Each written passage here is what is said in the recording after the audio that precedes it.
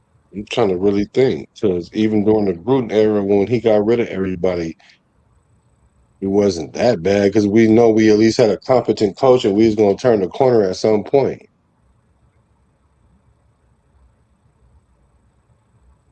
Yeah, yeah. You might be right, Dirty. I don't know, man. It's just been a very long since Jamarcus Russell. I hate to do that to Jamarcus because I like Jamarcus.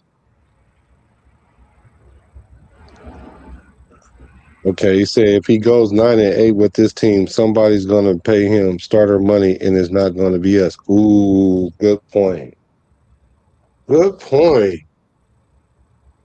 Good point. Good point. Touche. I say touche. Touche. And I think, and you know what? And I think that Kubiak would understand it, and I don't think it would be any skin off his, you know what I'm saying, off his back if we do that. Because then what happens is that means that Kirk Cousins set the bar, and now you got to reach it, Mendoza. Especially since everybody thinks he should start week 1. He should be able to do it, right? Mm-hmm. He set a whole year. So if Kirk Cousins can win 9 games with this team, Mendoza should be able to win 10 games with an upgraded team in another draft class, right? That's using dirty logic right there. And I would have no argument about that at all. Nothing. Zero. Zip zero. Because then Dirty gonna be like, well, you were the number 1 pick. You won this. You won that. You sat behind the 38-year-old. He won 9 games, and you sat a year, and you graduated from Haas Business School at Cal Berkeley. I'm not an alum, but I went. But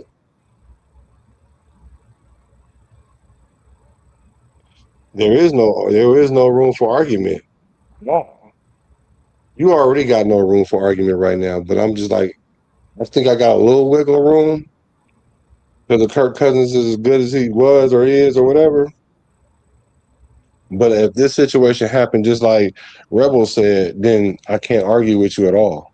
What you think about that? Do you think that could be a real thing?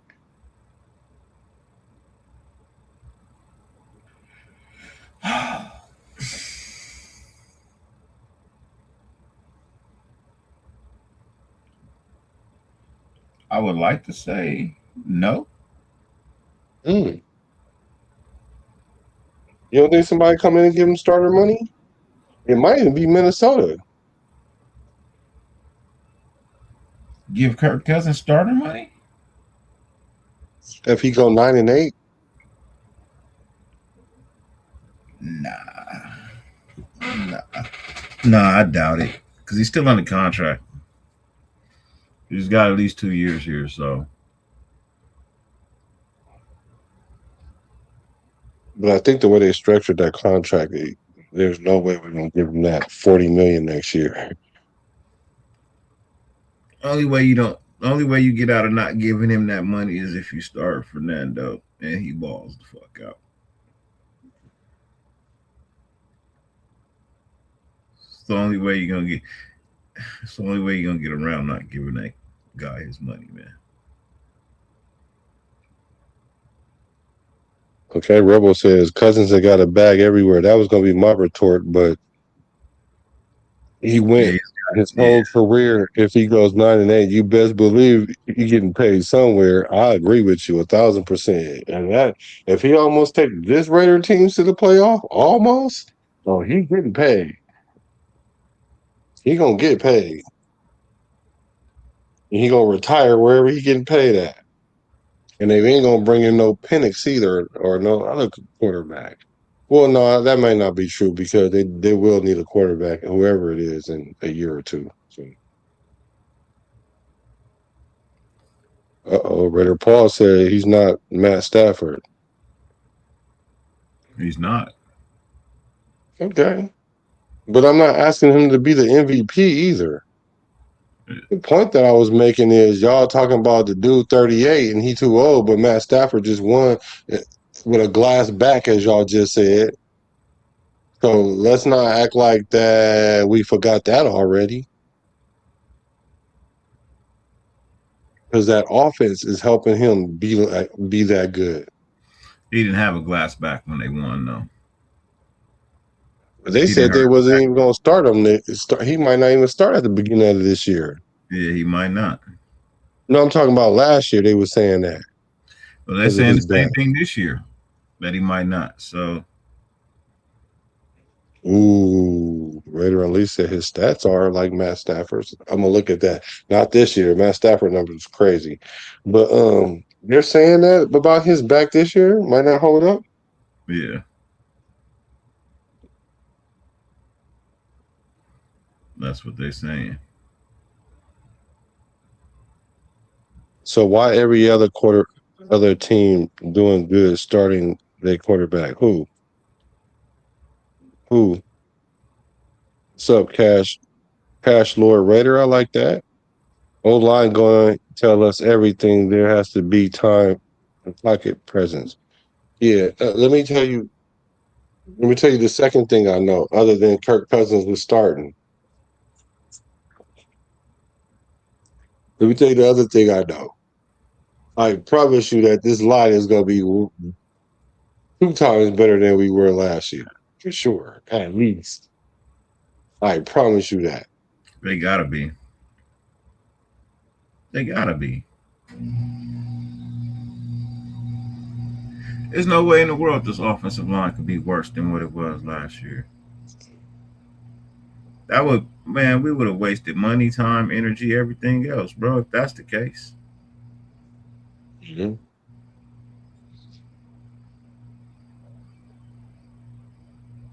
Raiders Unleashed. I was telling everybody this last year. This team wasn't that bad.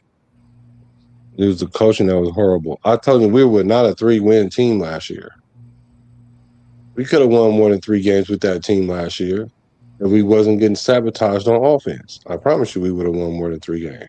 We probably could have won like 6 games for real. We could have won like 6 games for real. Our O-line wasn't as bad as it was. It was the play calling and Brendan Carroll. Y'all got me to admit that this year. I wasn't blaming it on him because never in history have I ever blamed the offense not playing good on the O-line coach. Never in football have I ever done that. Because the offensive coordinator, I'm sorry, go ahead.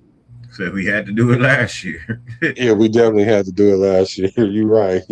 There's always exceptions to the rule, right? For sure. And that was it. That was one of them outliers, but it was true. Because now that I know that Pete Carroll had funk with Patrick Graham and Chip Kelly, now that give me reason to believe he stuck his son over there to kind of keep his ears and eyes in that room to see what's going on. He was trying to do like Clint Kubiak is doing. Clint, like, I got all my time over here on the offense. I just know, Coach Robbie, you better be doing what you're doing over there. I'm gonna let it be. You know what I'm saying? And Pete Carroll gave that perception that's what was going on, but in reality, that ain't what was going on. They was really infighting. A lot of infighting going on. But that's what happened when 2 people hire 2 different people, though. One hired Chip Kelly, the other one hired Pete Carroll. Right? Yeah. So, yeah.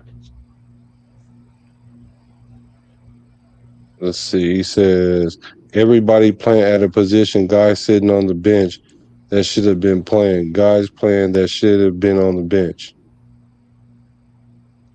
Yeah. Kyler Murray going to win more games than Kirk. Cash Lord, don't make me time you out. See, first of all, the guys, they already say stuff to trigger me, and I can't help myself, right? They say stuff like that to trigger me because I can't help myself. But I don't even know who. First of all, Tyler, you mean Kyler Murray? I don't even know who he playing with. Who he playing with? Minnesota He Vikings. for sure got ran up out of. He's in Minnesota.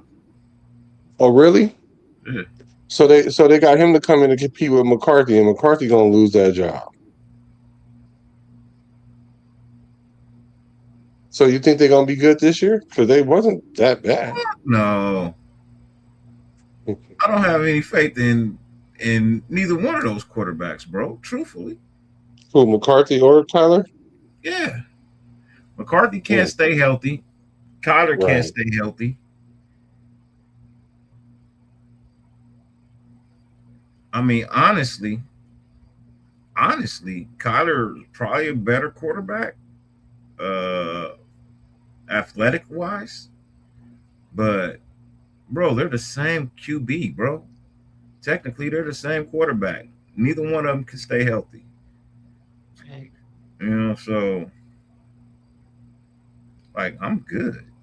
I'm straight. Neither one of them dudes can stay healthy. I wouldn't want neither one of them as my quarterback. Yeah, I wouldn't either.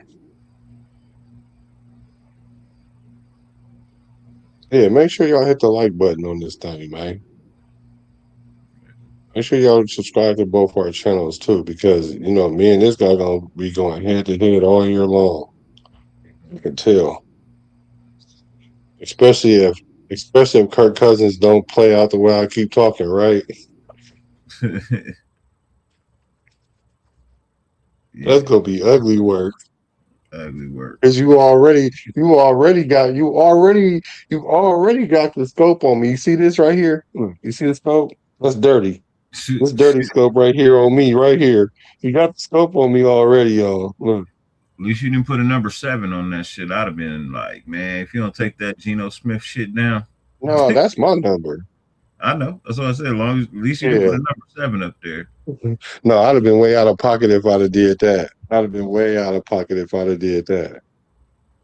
Matter of fact, I'm ready to take this intro down because there's Geno Beginning. Smith in there. Yeah. Yup.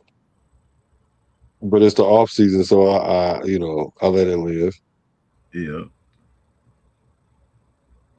I can dig it. Yeah. But he ain't gonna get no love in a minute. Yeah. Trust me. Because I seen the press conference with him. Actually watched his press conference with the Jets. Because I was waiting for somebody to ask him about his time in Las Vegas. That's what I was waiting for. And somebody asked him, but he sidestepped it. Of course. He avoided it. Of course he did. Yeah. Let's see. Stafford probably on them perks, staying strong, pain pills. He can ball still, but back is glass. What you think about that, bro? His back is glass. You see, I can't argue We that. already talked about that. I'm not concerned about him. Right, because if he do get hurt, guess what? Ty Simpson, baby. Oh, he gonna come in quick, huh? Hell yeah. Yep. I mean, aside from that, they don't play for us. What the fuck do I care? I'm only gonna care if I draft him in fantasy football and then he don't do good for me. But I probably wouldn't even draft him in fantasy football. I'd probably pick him up in free agency on a week that I need something. You know what I mean? Ooh, wait a minute. Cash Lord. Please tell me this ain't true. Well, Alan, what's Glenn's first name? Aaron? The quarterback for the Jets. I mean the coach. Aaron. Thank you. You're right. So he said he's smoking dope in the closet, saying Gino gonna take him to the playoffs. That is from smoking dope. In the closet. Don't forget the in the closet part. Yeah.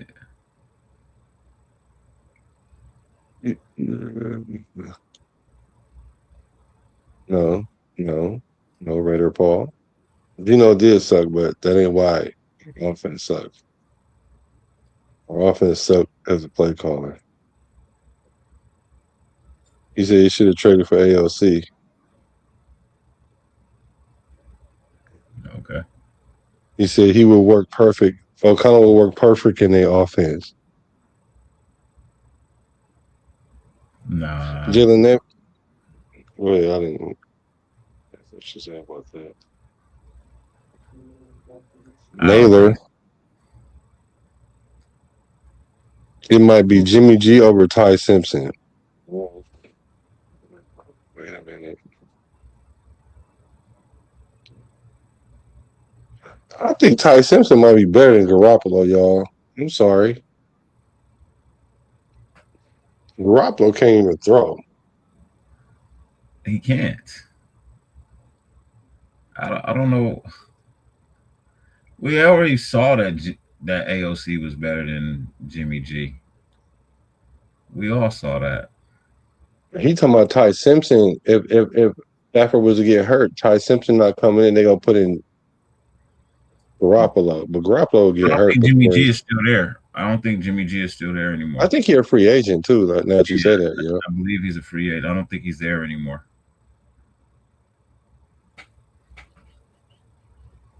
Milo was good. Thanks for hacking in on the late night. He said, what do we think about Washington the running back? I'll let you take that. Uh, he could be number 2 on the list. Um, I know why they got him. You know what I mean? Because they kind of want to mimic the offense that they had in Seattle with the two-headed monster. And he run most of his runs in college were to the outside zone, which is perfect for Kubiak's scheme. So hopefully he stay healthy and he don't catch he don't go in the locker room. I'm hoping he don't get Zamir White's old locker in the locker room, bro.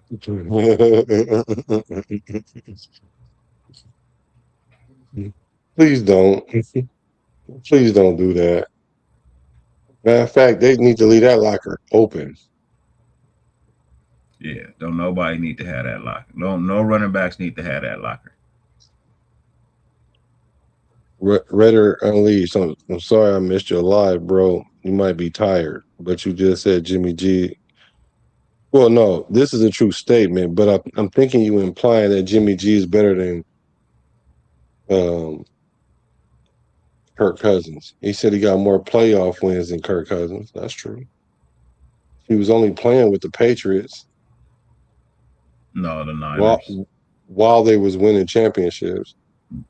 They Did play- did did did he play with the Niners when they went to the playoffs? Though Yeah, he went to the Super Bowl with them. he did. Yeah, and got hurt. Mm, I don't even remember that. Yeah, he's a Super Bowl losing quarterback.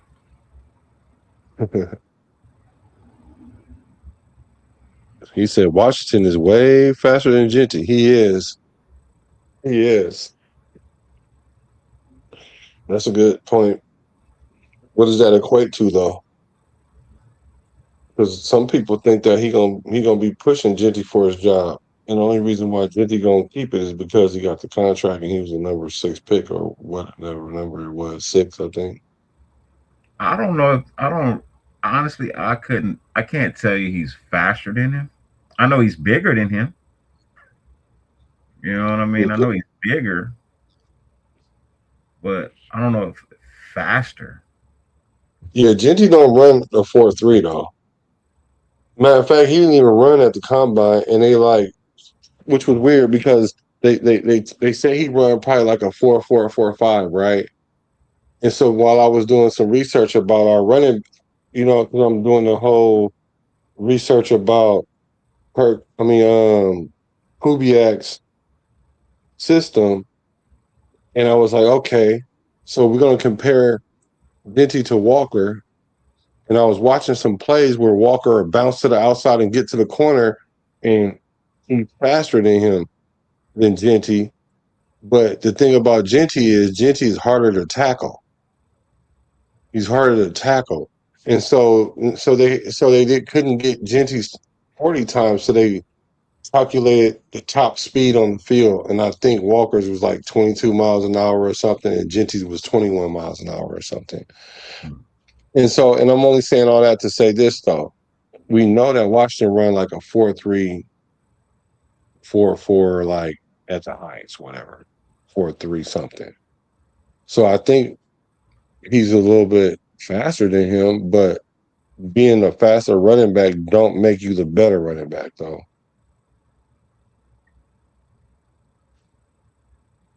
No, it don't. It don't make you the better running back just because you faster. Just like a wide receiver. Just because you fast don't mean you can catch.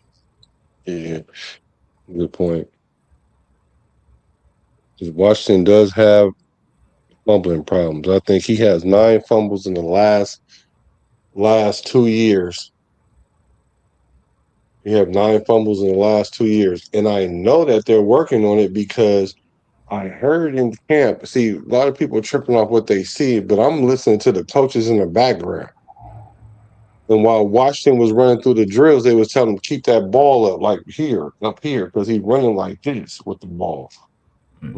So that way a defender can always come in and just grab his hand. But if you got the ball tucked in while you're running, that makes it harder. And that's what he needs to work on, especially with 9 fumbles in 2 seasons. We don't need that. Yeah. You definitely gonna need that. Ball security is a must. That doesn't ever win a playoff game. What's that? What speed?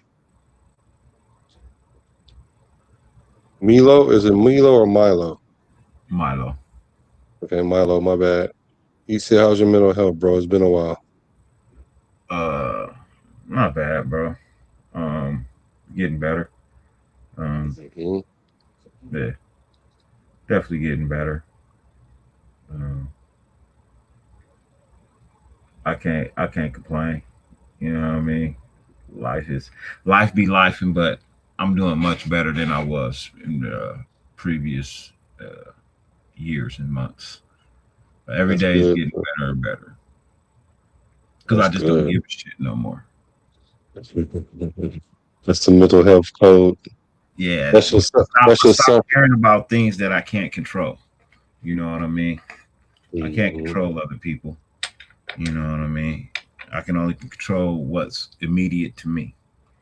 You know, so I don't really too much care if people like me, if they dislike me anymore. I used to see that was a problem. I wanted everybody to like me, but now I don't care anymore.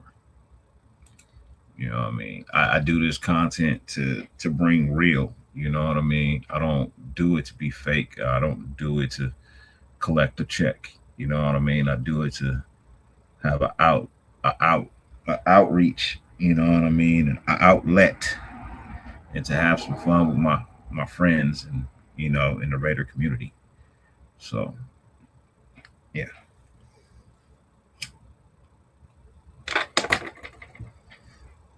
is you talking? Because your mic is out.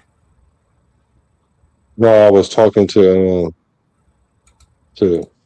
the thing. It said he had 16 fumbles during his college career across his time at Buffalo, New Mexico State, and Kansas. Well, let me see what it was last year.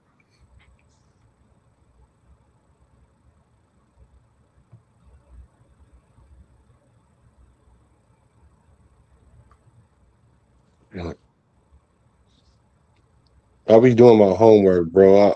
Bro, I'm a certified paralegal, bro. I don't have no choice but to look up stuff. Like I do it all the time, and I was like that before I even was in the legal field. So it says during his last 2 seasons, he had a total of 9 fumbles. 2024, he had 6, and last year he had 3. So at least he trended in the right direction. Yeah. So here's a good question, though. Here's a good question. Would you rather be a Super Bowl losing quarterback or a quarterback that never make a playoff game? Wait, that doesn't never make it or never win a playoff game? Which one would you rather be, though?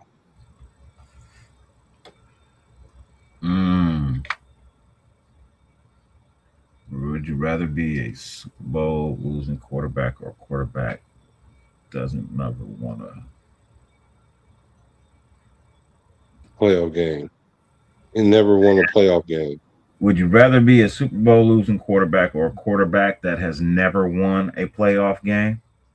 Yeah, because he's comparing.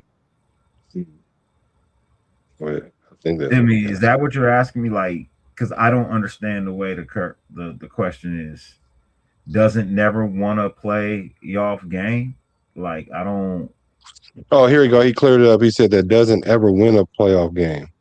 Okay. But he goes, though, but he never wins a playoff game. I know my answer to that. I don't know, bro. It's a tough one.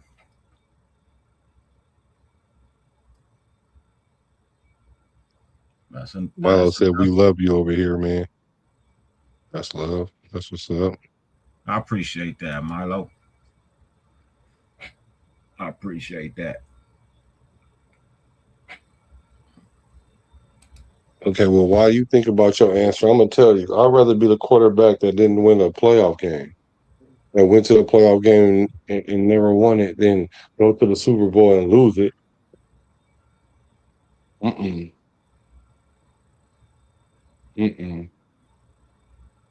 Because the reason why I say that, because if you go to the Super Bowl and lose it, that's going to eat at you for your life, especially if you don't get a chance to go back. Yeah. Especially if you don't go back. And if you go back and lose again, it's going to really eat you up. I've lost 2 championships and won 1 championship. And then in one, like, the game before the championship, I lost, like, so I'm saying I'm 1-3, right? Yeah. Had I never won that championship, I would have been pissed because I was so close so many times, right? But I've been on teams where we was garbage, and I was like, I wouldn't want to go to the Super Bowl. I would rather go to the playoffs and try to win and then don't win. Then I'll know we just wasn't good enough. Yeah. Super Bowl, that means you could have been good enough. We got outbeat, but then you don't have no chance to get back at it. Then that just eats you up, because I didn't win my championship to the last one. It wasn't like I lost one, then won one, and lost 2. No, I didn't win that one to the last one, and that one championship made me forget about all them losses. I ain't gonna even lie. And I was playing against a veteran quarterback all them times. Me and him had a head-to-head thing going on. And he was a older quarterback, like more seasoned and everything. And I was happy to win that. But you got to win it, though. So that going to the championship and losing is terrible, because just because you go to the prom don't mean you get to screw the prom queen. Speaking of that, can we get a commercial? Sure. No, I thought you never asked. Sure, we can get a commercial. Because then we got a couple more questions. Hey, thank y'all for the late night, man. You know how we doing it right now. This is a World Raider. We up all night. Black gray now.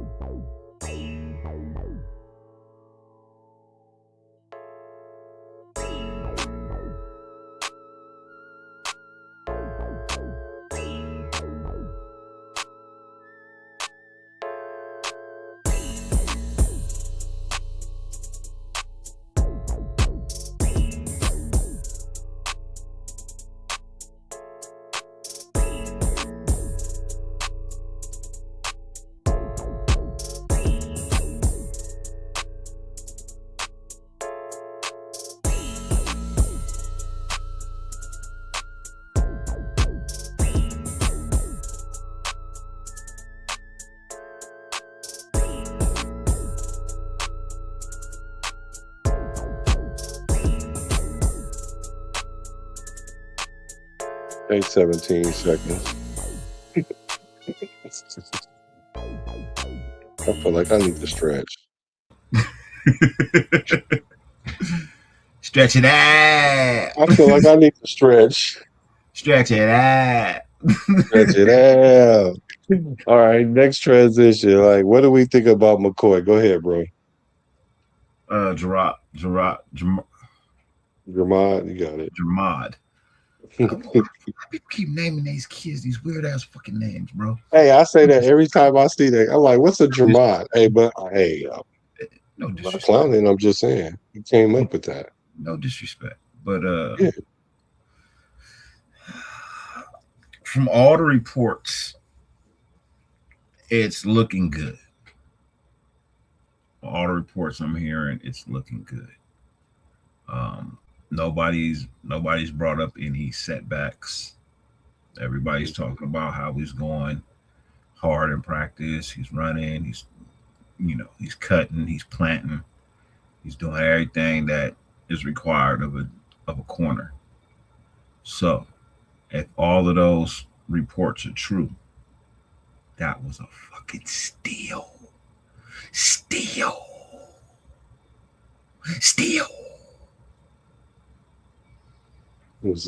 And what I heard was a lot of teams was going to pick him in that next coming round.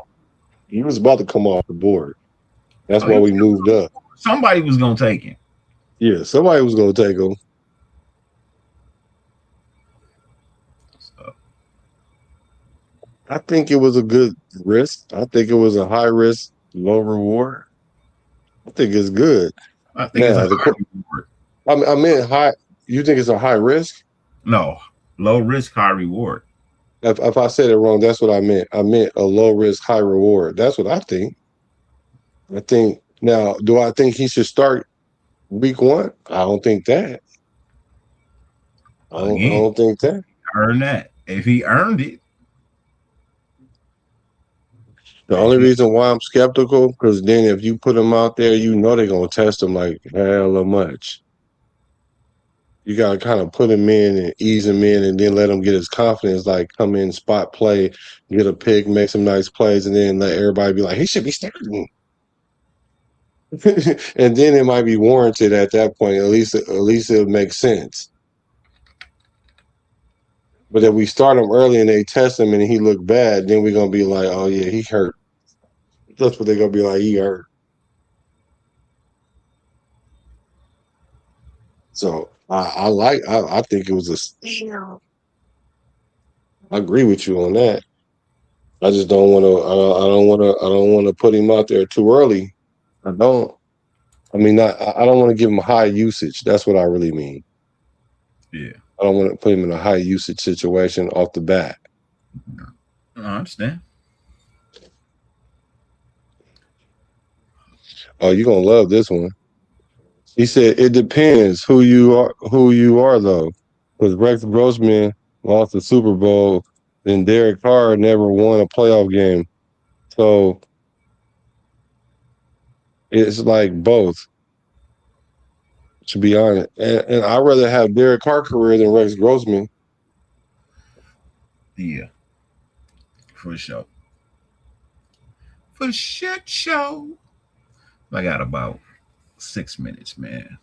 I'm good with you.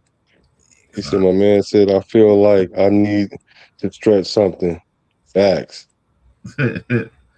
Carson Beck's looking nice. Does he have better season than Mendoza? No.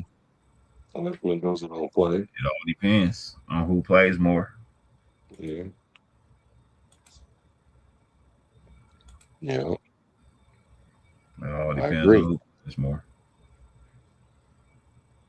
I kind of like Carson Beck a little bit, though. I mean, a lot of people do. Yeah, I kind of like him. He went back another year hoping that he got drafted higher. That didn't work out. But he did get some more experience, and he played at a higher level, I guess, because his team did better. But he went to a different team too.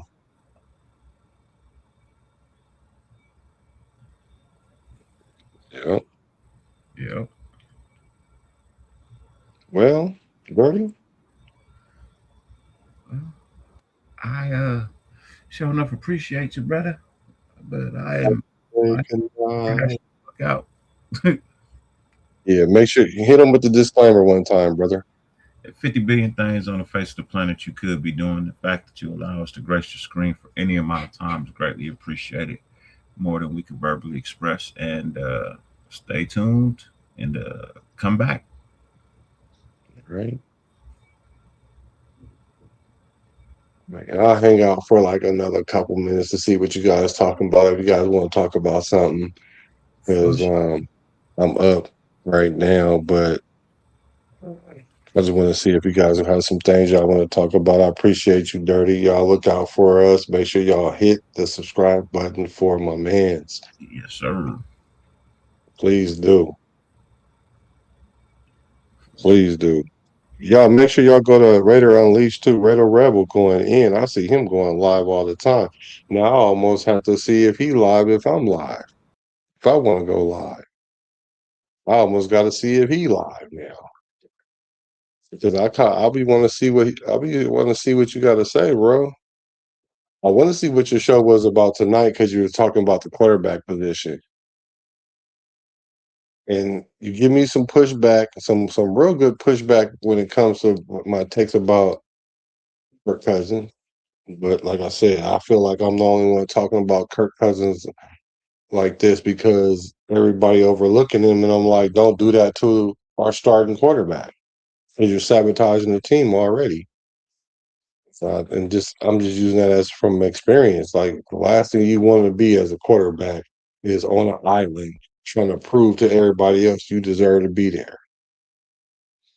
But I don't think that's the case inside the building, though. That's just outside the building. The fans are doing that, and that's what's driving me crazy because the franchise is not even doing that.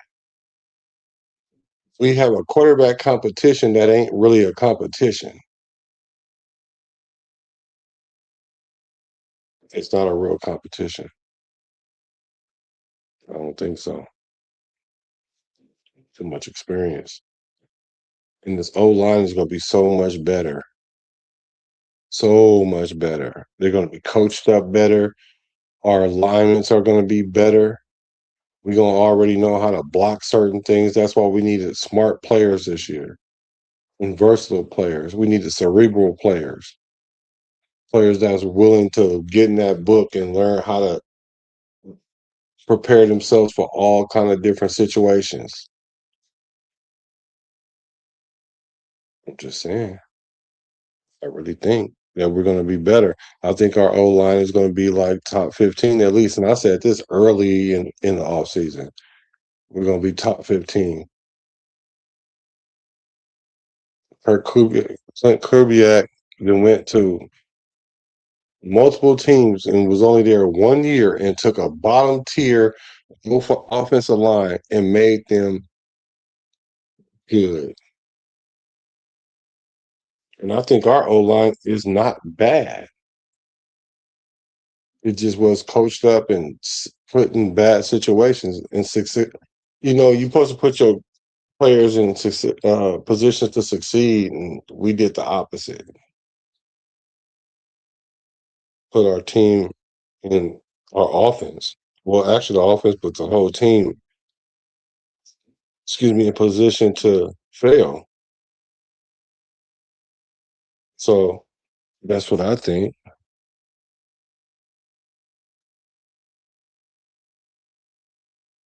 He said, I'm a rock with whoever they put back there until I can't. You feel me? Yeah, I got you. So I meant to ask Dirty this question. At what point do we start considering putting Mendoza? Because I think even if we go through a stretch where we lose games, we got to keep her presence in the game so that way that Mendoza can see how you turn the team around in situations like that. Kirk Cousins started off like that last year. He went 5-3. I think he lost like his first 3 games.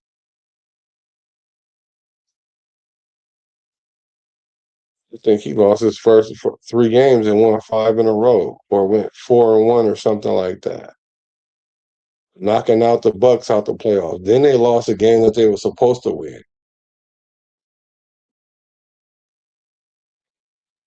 Just think Kirk Cousins is more prepared.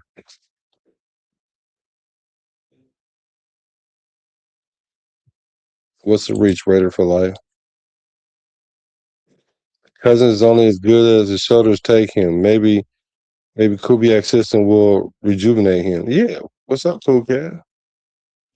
Of course it will. Of course it will. If I was a quarterback and I was at the latter part of my career and I had three teams I could go to, all of them being somewhat equal. Maybe this one's a playoff team already, but they just need a quarterback because their quarterback is whatever. Or they got a team that's on the fringe of the playoffs. Still going to the team where I know the offense best. Unless this team is like really, really can and they only got like 4 victories. But even that's us, right? So that's us. But we run that system so he know he can turn that 4 wins into to 7 or 8, and then he'll be looked at as still competent at 39. Because how many years does he have left in the game? Maybe like 3 seasons at the most. I can see him only playing for 3 more seasons at the most.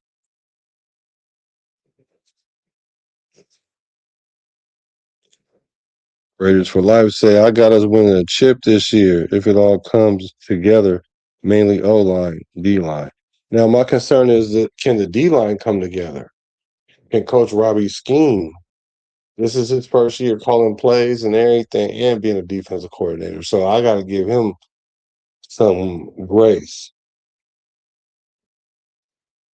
The thing about that, though, Coach Kubiak is going to help Coach Robbie because we're going to run the ball. So that means we're not going to have the defense on the field like last year. The defense was on the field probably 2/3 of the time, and the offense is 1/3. And it's supposed to be the other way around. We're going to average more than 16 points or more. We couldn't score 16 points last year, man, on a consistent basis. So keeping the other team defense on the field is what keeps our defense fresh and not as exposed.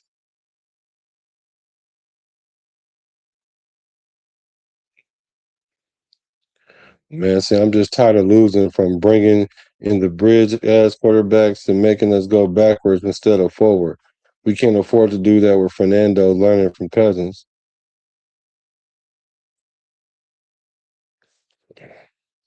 No, you had me into the last part. We that's why we have to sit Fernando because we're not in position to put a person like that in that situation.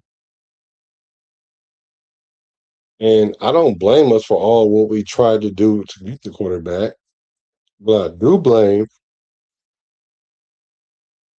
Excuse me, I'm still rocking like a cutoff stocking. Um, what I do know is though is the fact that what was I saying? Um, oh yeah, you tired of losing it and we bringing it. I'm not mad at all the quarterbacks and stuff that we tried to make work. We haven't really been in position to get a number one quarterback or a very, very good quarterback. A lot of people thought we were gonna get Jaden Daniels. That never was gonna happen. And even if it did, look at him, he got hurt. Remember I told y'all earlier in this live, the best thing that could happen to gauge a quarterback is his ability to play 17 games. He got hurt. And they was mad at that year before when he was out there clowning.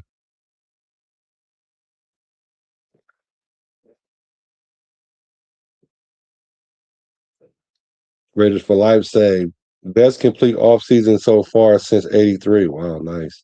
With Marcus Allen running all over the Red Commanders. Now, Ashton Genty people don't really understand what Fernando Mendoza is about. Lapping bums up.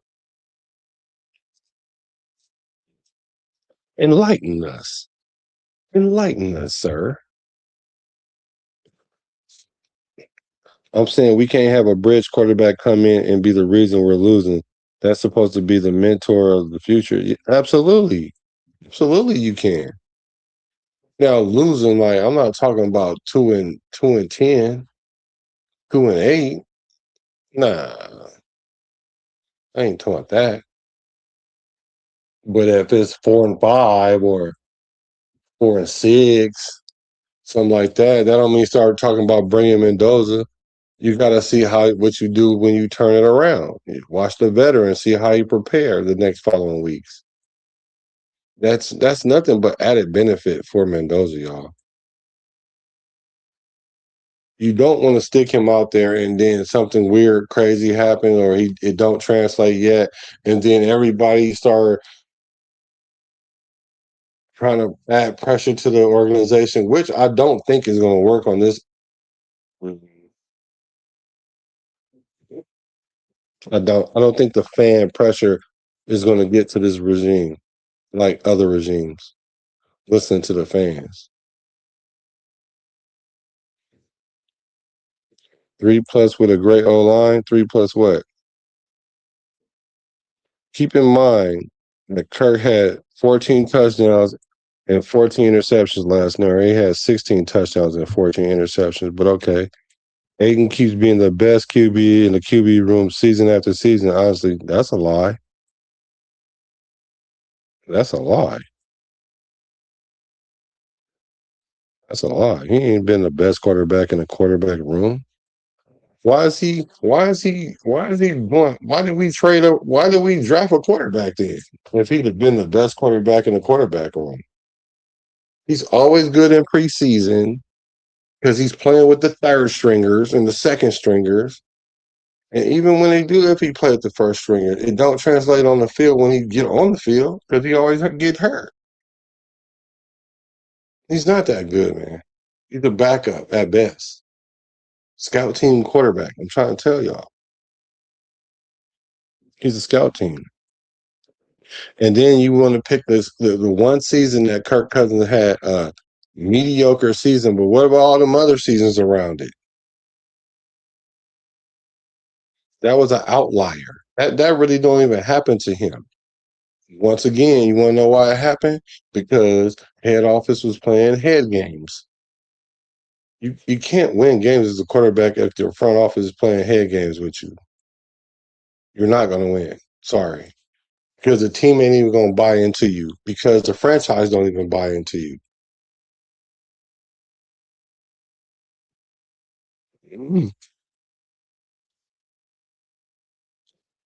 Facts.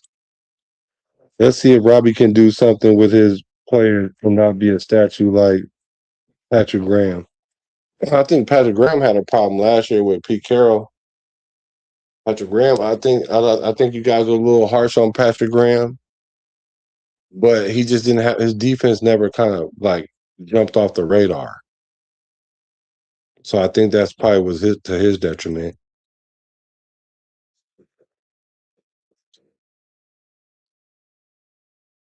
What never happens?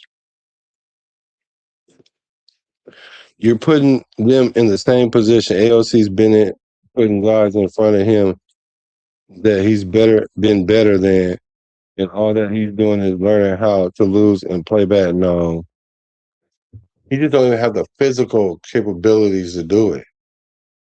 He don't have the physical capabilities to withstand it. Remember, I said it just like a few minutes ago, and I said it earlier in the live. Before you start talking about how somebody play and how good they are, does he have the ability to play 17 games? You answer that question honestly. If we start at AOC from game one, do you think he gonna play 10+ games in a row? Honestly, without getting injured? Honestly, answer that. And then if you want to say yeah to that, you think he can play 17 games without being injured?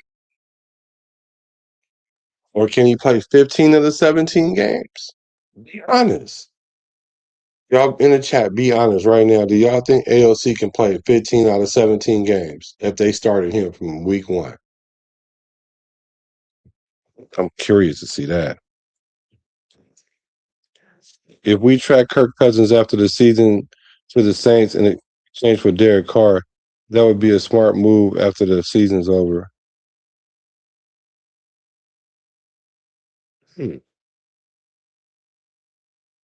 I wouldn't do that.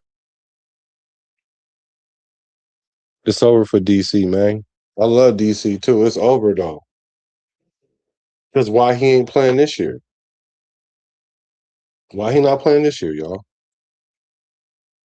Help me understand why he not playing this year. If he was that, I would rather. I mean, he might be kind of smart for the simple fact Derek Carr younger, and with this O line, Derek Carr might cook. Real though. So I won't leave that out. I'm gonna leave that at a.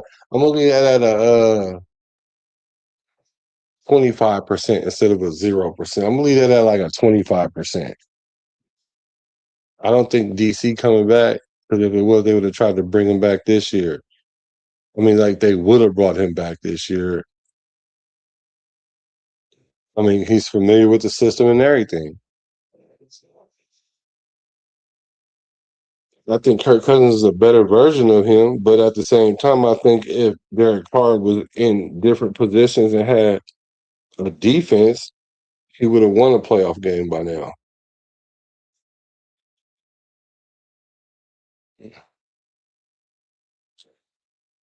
Yeah, 18 and 16. I know he had two touchdowns more than interceptions. What's it said that's not a lie, that's fact. No, what's a fact? What I said was a fact of a lie about let me go back.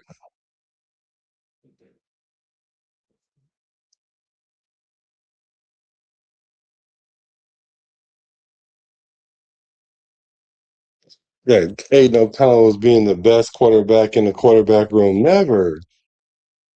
Never. But first of all, I'm waiting for y'all to answer. How many games would he play? Could he start 15 out of 17 games? I'm waiting on that. I don't see no yes or no in there. His stats prove it. His stats prove that he can't finish. He can't play more than 4 games in a row. What stats are y'all talking about, bro? Let me look this up. What stats are y'all talking about? This boy ain't even got no stats. Have you even watched him play? I just read some stats earlier. Maybe you was off the line. We was talking about the Chiefs' victory. He beats the Chiefs. This boy threw for 67 yards one game and 102 yards another game. Those are the games that we won. And you really think that we were winning because of him throwing 67 yards in the game? Boy,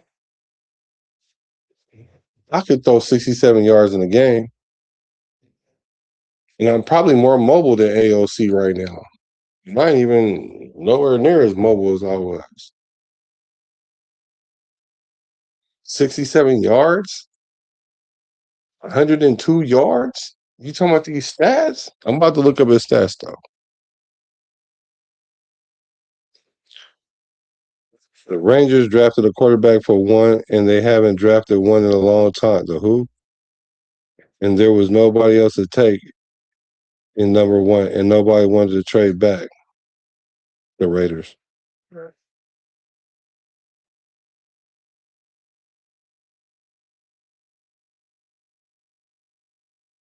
We could have got another quarterback, though. Number two, Aidan O'Connell got shuffled. Yeah, because he's garbage. To the back because of multiple coaching changes. No, they all had multiple coaching changes.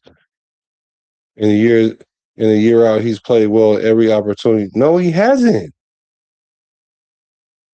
That's a lie. I just told you 2 Kansas City games. He threw for 102 yards and 67 yards in games that he won because he's 2-2 against the Chiefs. Those are the games he won. So that tells me he didn't win them games. He had 3 touchdowns in 4 games against the Chiefs. Let's look at Aiden O'Connell's career stats, though. Because y'all, he don't even pass the eye test, more or less the stat test. Hey, Google, can you give me Aiden O'Connell's career stats season by season?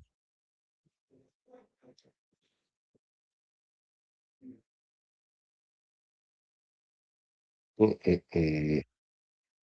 Yeah, I can't remember sometimes.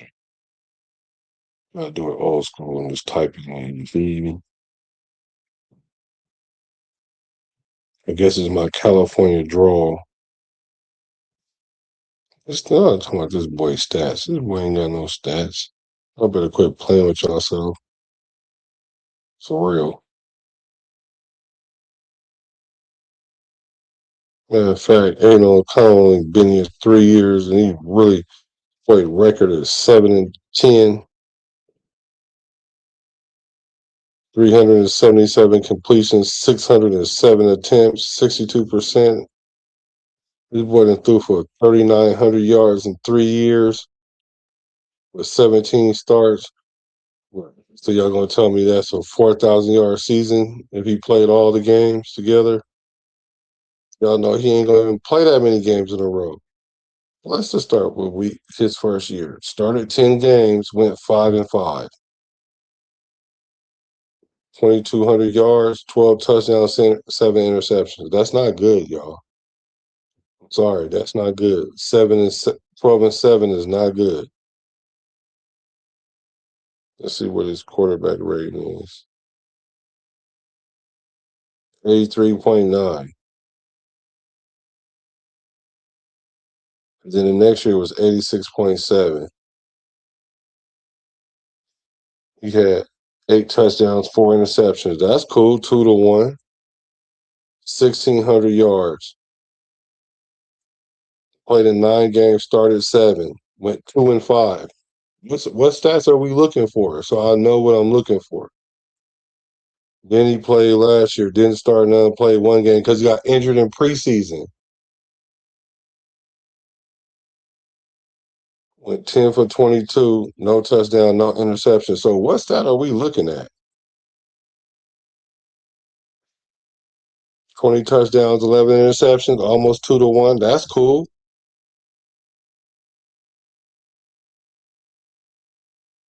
These are screaming backup numbers. What number am I looking for? What happened to my camera? I think the battery. But I got you though, y'all. So help me understand what numbers am I looking at? Derek Carr can't even cook peanut butter sandwich no more. Done. With a decent offensive line and protection, it's possible. Yeah, it's possible. I agree, it's possible, but is it probable? Is it probable though? And even with a decent O line, you still gotta have the ability to make off schedule plays, which he cannot. He can't play off schedule. He can't play off schedule. 11 games is not 10 games or whatever. 11 games is not 17. That's almost. But what happened those the 2 years after that? He got injured both years. He didn't even play 1 year because of his injury. So yeah, you play 11 games the rookie year, but then get injured the second year, and then you get injured the third year and don't play at all. Well, you played 1 game,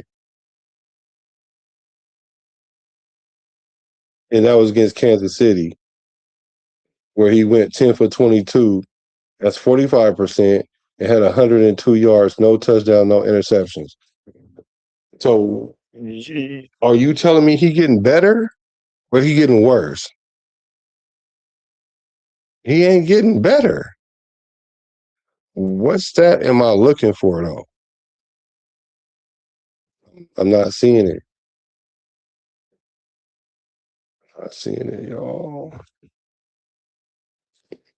Cardinals can't even. He said Carr can't even start on the Cardinals over Brissett. He can play if he makes 60% completion each game. No, not really though, because it takes more than that. Because just like somebody said earlier, if it gets to a point where it's a shootout, name a quarterback AOC is out shooting. Nobody. Y'all love that boy.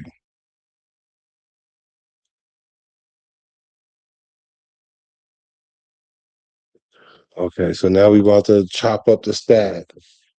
Okay. We were 5-4 his rookie year through 9 touchdowns and 1 interception in his last 6 games as a rookie. Great. He lit it up at the end of the season. So much that he couldn't win the job the next year. Couldn't beat out Gardner Minshew because he's not better than Gardner Minshew. But even when he did play, he went 2-5 and got injured. How do you get around that? He did that his rookie season great. The next year, he played half as better. He played half the games, got injured. And then the year after that, he played no games but one. The last game of the season against third string players. It ain't like he beat Patrick Mahomes. We beat them with 5 field goals. How does that equate to him being good? I don't. You know I got love for you, bro. But that's not quarterbacking. Sorry. Mendoza's about to grow the NFL more globally. Brady blocked Kraft in a cheesy way. I see what you did there. And Bill a cheat from the Hall of Fame. So I think it's scripted for Raider Nation to go full circle. Yeah, after the NFL buy the Raiders, after NFL buy the Raiders, yeah. Y'all don't see that play? I don't want to go into that, but y'all don't see that play? Why you think the Raiders are worth $9-10 billion right now? And that's before they even won anything. They worth all that money and even won nothing. It's over. We about to be the NFL. They about to send the Raiders to New Mexico. Now, as far as not New Mexico to Mexico, but as far as it being scripted, hey, script us the Super Bowl, please. When Carr had Adams, Tucker, Jacobs, he kept looking for DA only and not mixing up his plays. I can see that. But him and DA was cooking too. You saying no, that was the game before, and they lost that game. They lost that game. That's the game where he made JPJ snap the ball and he wasn't even looking at the ball. How you ask for the ball, but then don't look at it because you realize you didn't check to see if the receiver was set first. So the good game that he did have, the 340 yards with the 2 touchdowns, and we was getting ready to get in position to kick a game-winning field goal. He goes down there and asks for the snap from JPJ and fumble the ball. So the numbers don't mean nothing when you do something like that in clutch time. That wasn't nobody's fault but his own. He don't want to ask for the snap and then let JPJ take the smoke. And it wasn't even JPJ fault at all. And I had to sit there and break down the film for people that didn't understand how you ask for a snap like that. He clearly asked for the snap and the ball came and he looked at the receiver and the ball hit him and they fumbled. So even when he had a good game, they lost.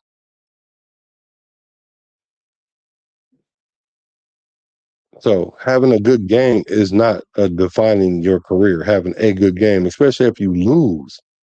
We just had this conversation. Would you rather go to the Super Bowl and lose than not winning in the playoffs? That's like, would you rather have a good game and lose, or would you rather have a regular 150-yard game but win?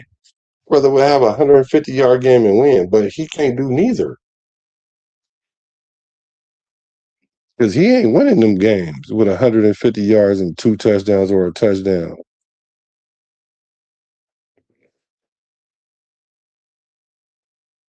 I'm sorry, bro. He said ALC mobile like a crooked wheelchair.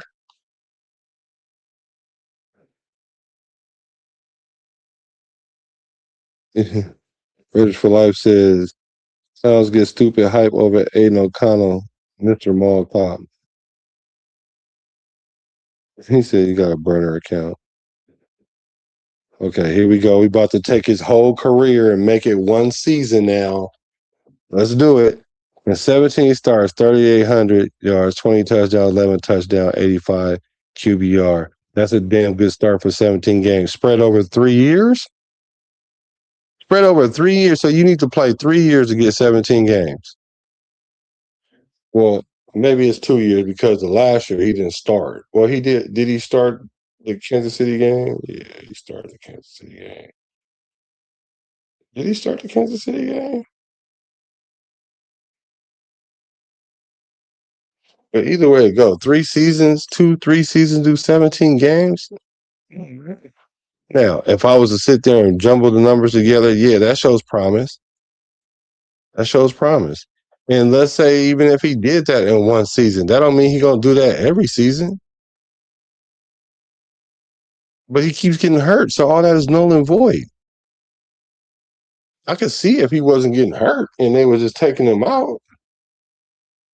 If he was like just being in the game, if he was in the and we was playing with his mind and putting him in and out the lineup because the starting quarterback keep coming back. That ain't what it is. He gets his shot to start and he go in there and get hurt.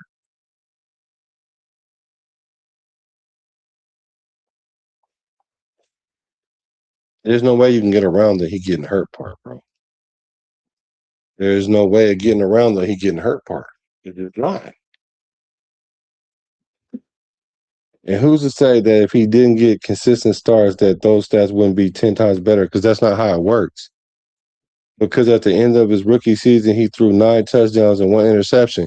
Yeah, and so did Malcolm Kuntz get like 6 sacks in the last end of the season to get AP the job, but we ain't seen Malcolm Kuntz since.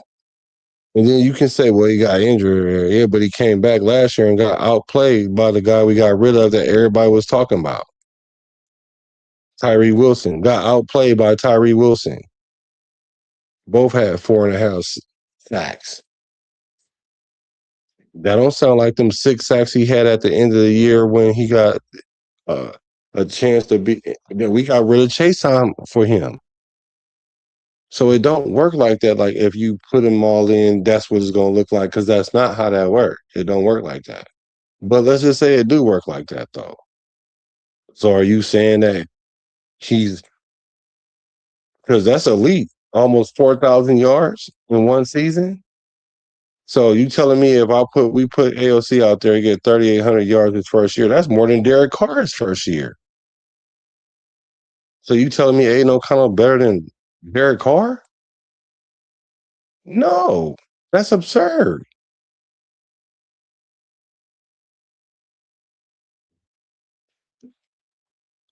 So who's to say? I'm to say, because that bro, Aidan O'Connell can't play a full season. We have to literally patch up his career to make a season. Mm-mm. Those are solid numbers on sporadic starts. How? He went 2-7. Bro, his record. How? Really? Because the stats don't really matter as much as the wins and loss. So he played the last 6 games on fire, but we only won 5 games out of it all year though. He went 5-5. As great as he played, we only went 5-5. So what you trying to tell me? We was gonna go 10-10? Well, it was only 18 games. So what was our record gonna be? 8-8? Then he came back the next year and played and was 2-7. 2-5. So why did he go backwards? Chip Kelly? No, that wasn't even Chip Kelly year. That's This is AOC. This was an AP year. Oh, because they started Gardner Minshew over him. Yeah, but he got his chance to play and he couldn't stay in the game. We were done with Gardner Minshew, and I kept telling people we're better with Gardner Minshew than AOC, but whatever. He got his chance to be the starter and he couldn't hold it. He couldn't hold it. Why? Because he got hurt. Yeah, he never played good. He broke his hand in preseason.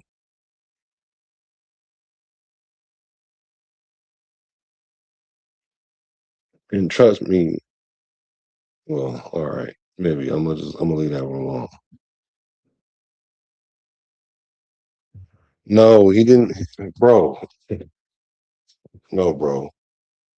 Last year, not the year before last, he got hurt hella times. The boy got airlifted for bruising his knee, and then came back like 2 weeks later or the next week and did bruise the other one. He got injured, bro, more than once. J. Rowe, what's up with J. Rowe? I just said those are good numbers, but when you start piecing all of them up together to make one season, because he can't finish the season, those numbers are inaccurate because they're not going to be like that the whole year. He's not going to play like that the whole year. And we spread it out over different seasons. That's even crazier. So essentially, he's going to be 7-10. So if we stretched them all together, he was 7-10.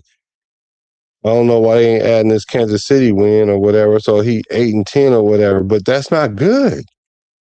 Even if we took his stats and put them all together, he's 8-10, 7-10. So how is that good? And y'all still ain't told me if he played 17 games, do you think he could play 15 games in a row? Y'all still ain't answered that. I haven't seen a yes or a no yet in the chat by itself. Do you think he gonna play 17 games? No. 15 games? No. Black Hole Vet, what's good with you? Thanks for hacking in on the late night. 42.4 QBR in 3 seasons. Well, it's 85.6, but it was 42.4 last year, I think. Let me look. I already got it right here. Let's see what his QBR.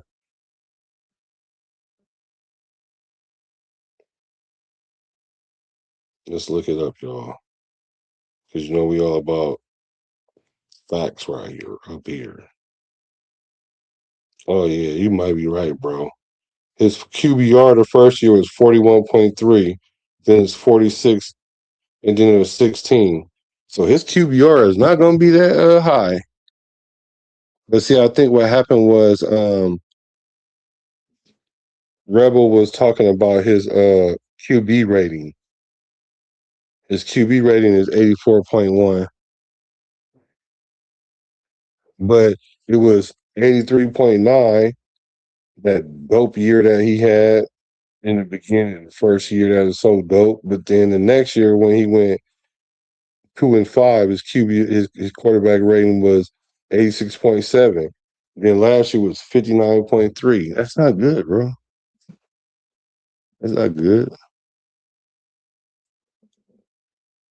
The delusion is he's not good, projected to be a career backup, and he's live up to that hype. Bro, that's what I'm saying.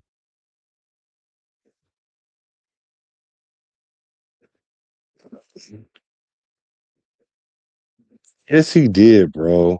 He did ask for the snap, bro. Yeah, he did, bro. He did ask for the snap, bro. Sorry, bro. Now I gotta break that down on film for you. He asked for the snap, bro. Why they was running no huddle the whole time when you see this is what was going on. Because JBJ was looking at the guard. The guard the guard was looking at the center.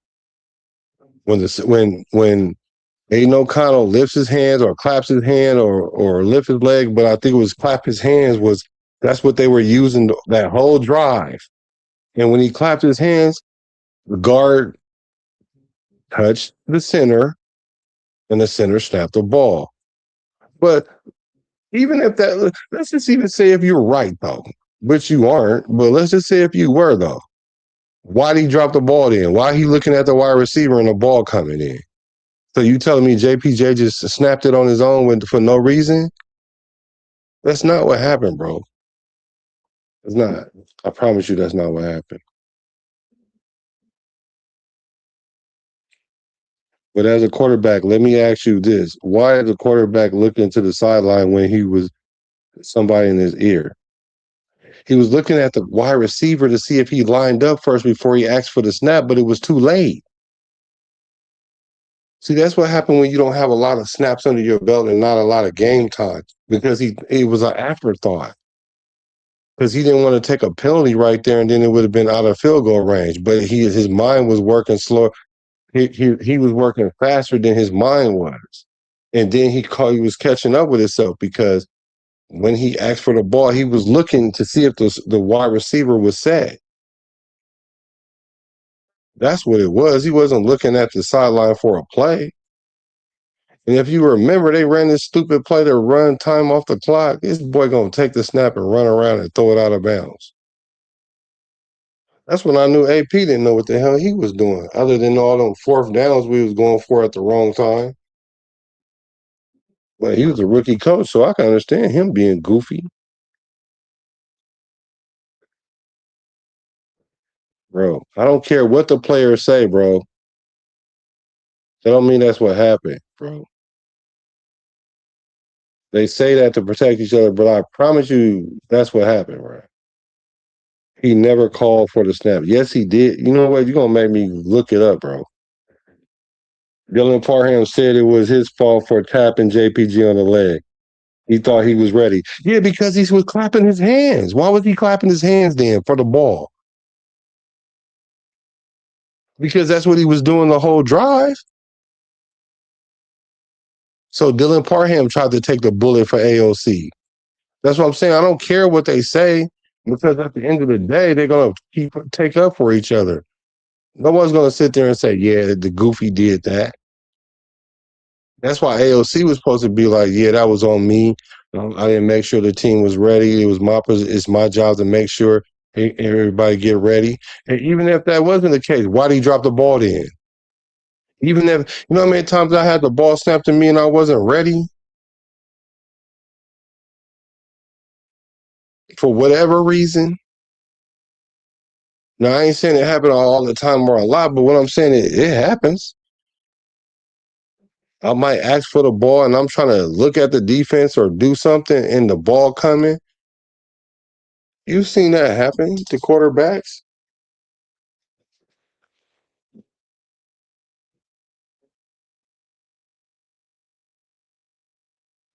Bro, you keep trying to tell me what all these fools said, and I'm trying to tell you they lying to you, bro.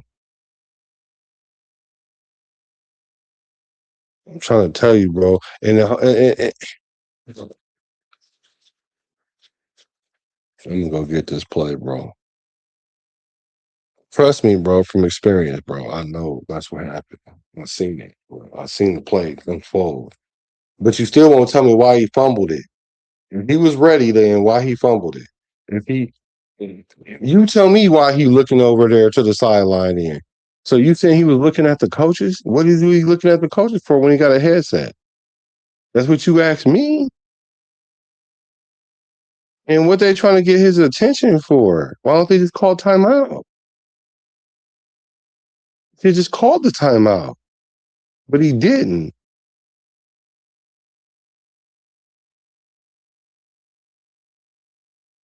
Oh, here we go. This is a great one. AOC is 6-1 when the Raiders rush for 100 yards or more. Great. Great. So all we got to do is get Genty to run 100 yards and we can win with AOC, y'all. Come on, bro. You doing a good job, though. I ain't going to even lie. You doing a good job right now, bro. You doing an excellent job. Give him a run game and an offensive line and see what happens. Yeah, you're going to get hurt. Still. He's still going to get hurt.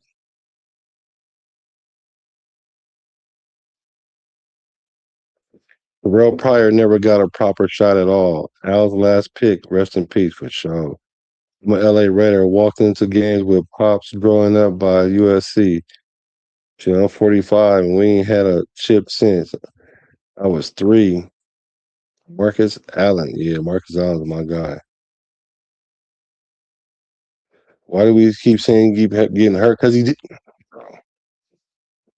didn't play this whole year because he was hurt, for one. And he got hurt the year before that. What do you mean keep saying he keep getting hurt? He got hurt all last year. Then he got hurt in the middle of he started and got injured then.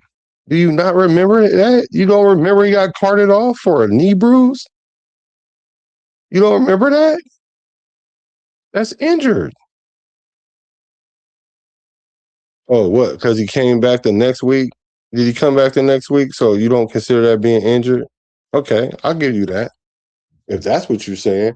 But even with that, he still was injured more than that. He probably was injured again one more time after that.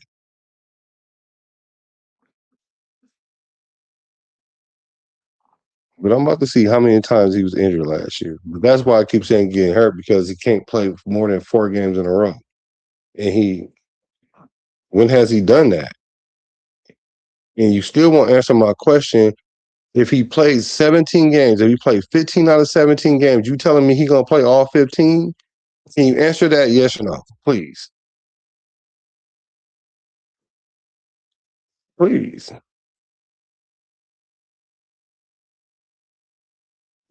He went out there with a deep knee bruise. They say he should be out 2 to 3 weeks. Oh, but he played the following week. And then what happened the week after that? What happened the week after that?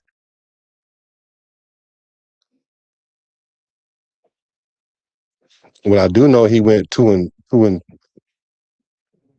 what was his record that year? Hold on. I'll say 2-7, but it might be 2-5. 2-5. He still went 2-5, bro. 2-5, bro.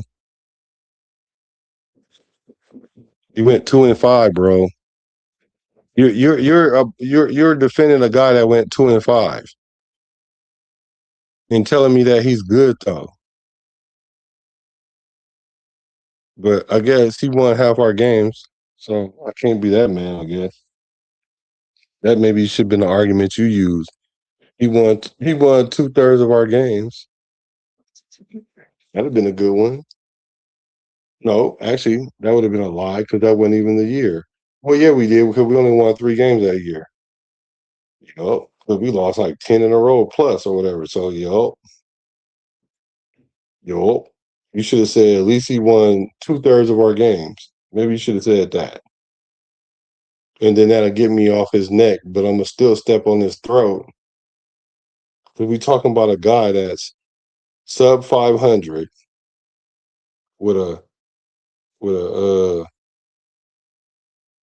what's his quarterback rating?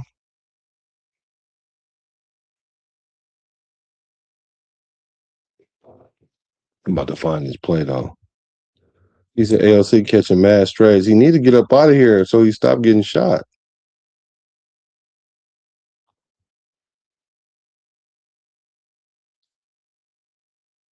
To have ALC is a good thing. A good, reliable backup is hard to find. Man, he ain't no reliable backup. ALC ain't over. He's a 3rd string. He's a scout team quarterback right now. Y'all better quit playing. Y'all not being real with yourself, man. This boy is a scout team quarterback. That boy is. Let me tell y'all who he is. That boy is Patrick Mahomes for 2 times a year. He Blow Dix 2 times a year. He what's that weak ass quarterback name in the Chargers? Hella overrated. He ain't weak, but he overrated though. You get to be him 2 times a year. You get to be Brock Purdy this year in practice. You get to be, man, that boy scout team quarterback.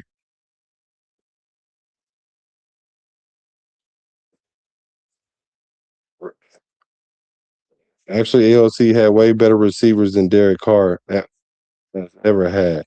He had Devontae Adams, Hunter Renfro, Jacoby Myers his rookie season. Oh yeah, you said I said something about Geno Smith that I did not say.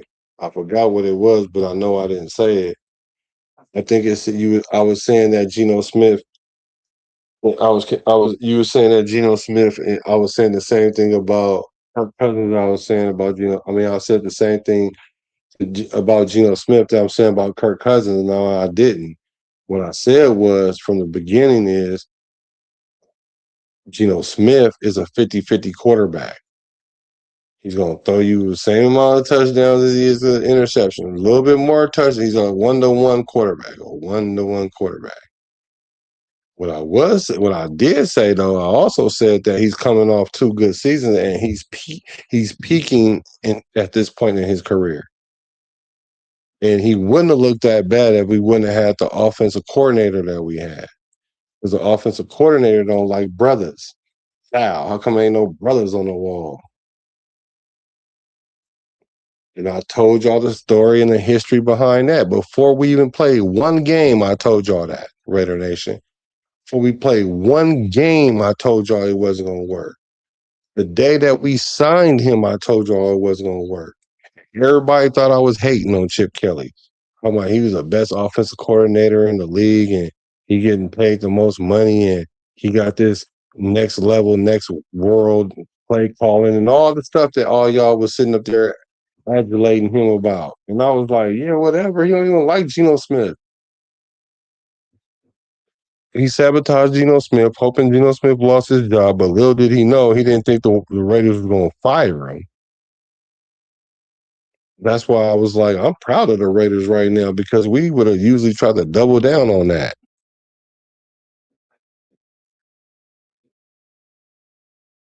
Let me see. Are you forgetting the team he played for? Nah. How did Geno Smith do? How did Gardner do? Right. I agree with you on that. But point is that he played better than all of them. Even no, he didn't. Geno Smith finished the season, bro.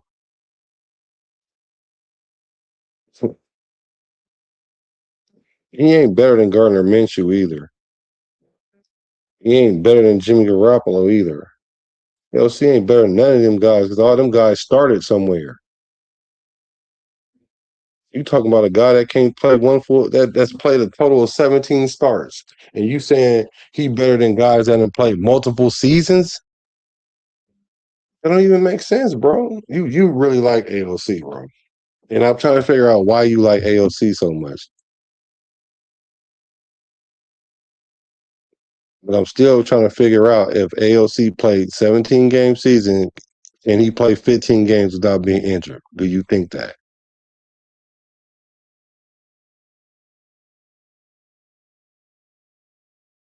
Why did what team go backwards? Which year? Because we had a stupid head coach, an offensive coordinator that was garbage with Etsy. Then we went to the old dude, and you gonna say that we played better then, but we only won 3 games, bro. We didn't play that much better. But I guess we played a little bit better because we only won 1 game with one guy and 2 games with the other guy. And you trying to tell me we went better? We got better?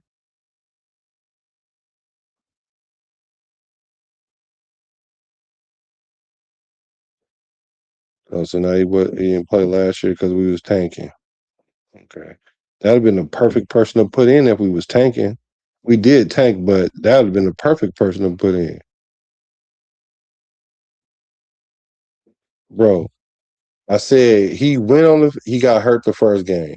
Then he came the next game and fell on the other knee. I didn't say he got carted off or nothing. I said he bruised his other knee. He did. He did get injured. He didn't get hurt. He got hurt. He didn't get injured. Let me say that. But he got injured the week before, though. I'm not putting it all on AOC. I'm not. But AOC is not no starting quarterback. He ain't no starting quarterback caliber. He ain't no 3,800 yard a season quarterback. Stop it. He ain't no 20 and 10 type quarterback a season. Stop it. If he is, why would we go draft a quarterback? If he is, why? Why would we go draft a quarterback? Matter of fact, we could draft the quarterback. Why did we go get Kirk Cousins then if he could? He's getting further and further in the depth chart, but he's dope though.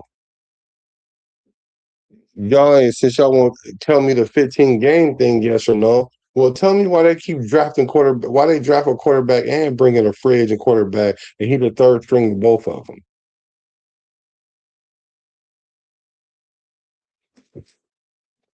There's some people like we ain't going to carry three quarterbacks, but we got to though.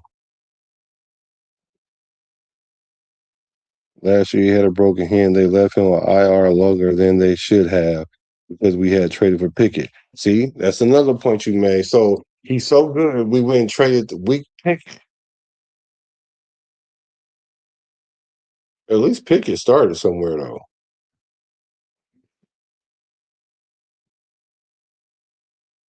Yeah, he got hurt because he kept getting. Did he come back? He played 15 out of 17 games. Can can AOC do that? No, because we ain't seen him do it yet in 3 seasons. He had 3 seasons to prove it, and he ain't did it not one time. The most recent season, he didn't play at all. Well, he played one game. Sorry. How would it be perfect person to put in? Because he wasn't going to win no games. We we didn't we didn't win nothing. We wouldn't have won nothing. But it's cool. We got it. We got the job done last year somehow, some way. Still, you should have just came up here, bro. We definitely gonna have to do a show. He also caused his draft picks 2 years ago by winning 2 games when he took over for garbage Minshew. I bet you Minshew numbers is better than AOC's. I bet you that. You don't know what he is. Either does anybody. Yes, you do. Yes, you do. You may not know because we haven't seen a big enough 3 years. We ain't seen enough sample size in 3 years. No, you can't tell. Don't say I can't tell because I can tell. 3 years, you tell me I can't tell what kind of quarterback he is in 3 years? And he's been playing? Yeah, I do know. His record is 2-5. 2-5.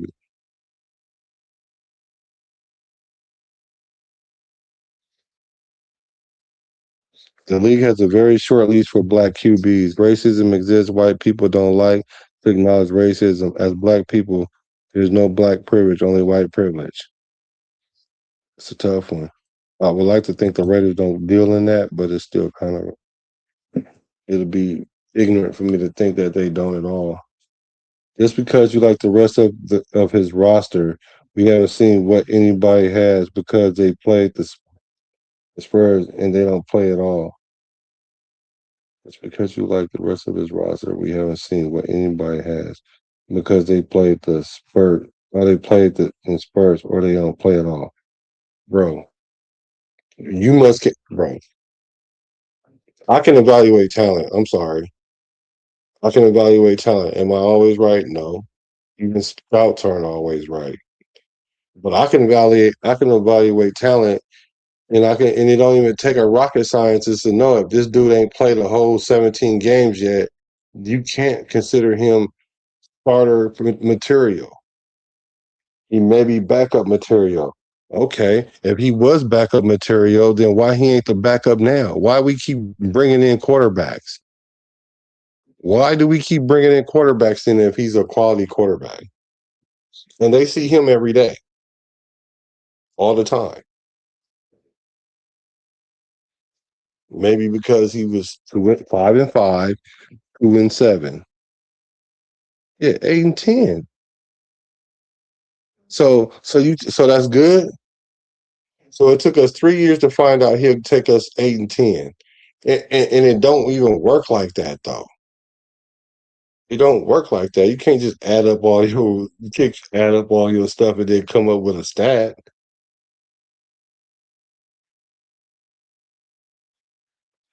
He can't. You got to be able to play the. All the games in a row, bro. You gotta be able to play them all in a row. Tony Shepard was good with you, brother. Cooley, thank you. It's good with you. Mm, you know, Connell can go 8-10 in no season. But hold on, let me see something real quick. Hold on.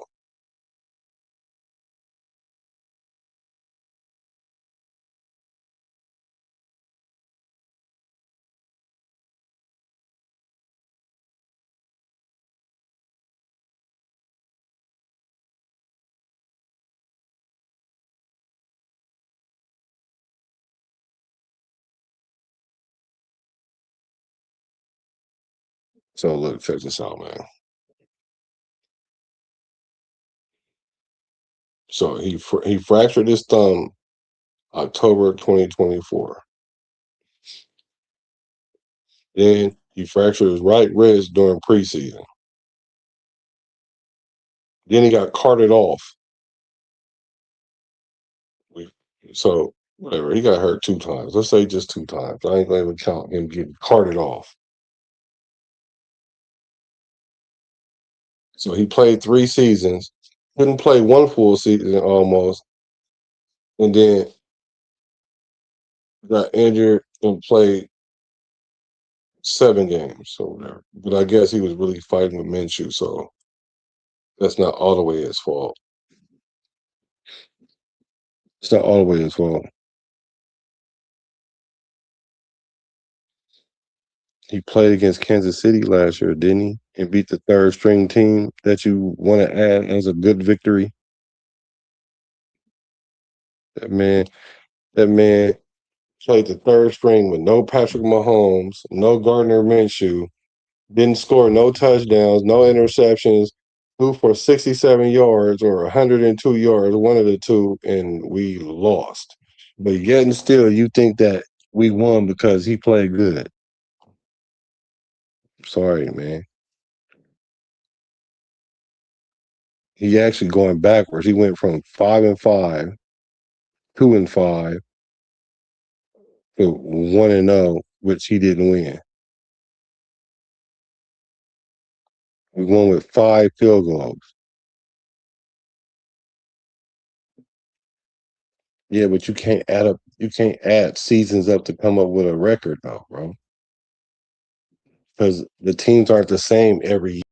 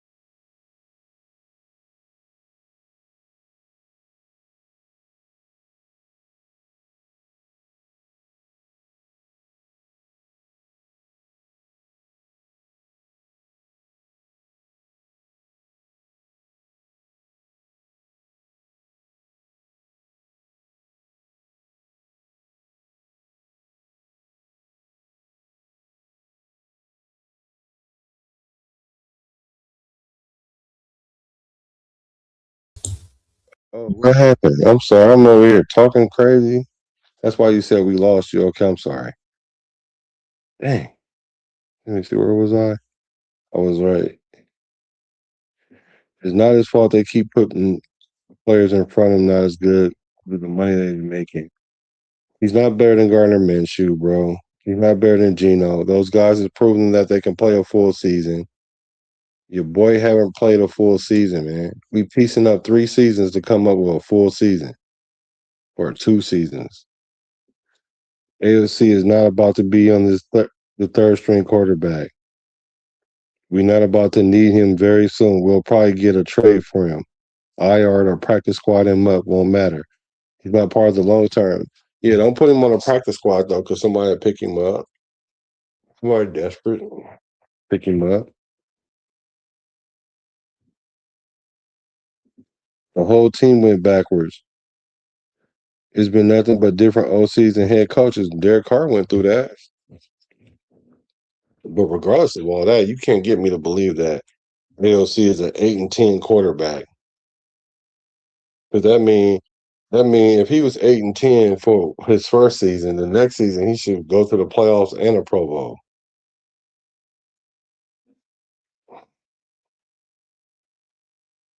And he ain't that, bro.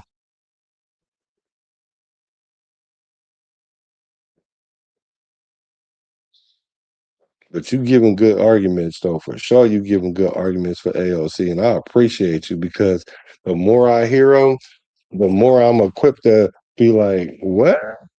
I got something for that. Like that don't even make sense. Like AOC is all right, but he like Jared Stidham, bro. Same guy, Jared Stidham Jr.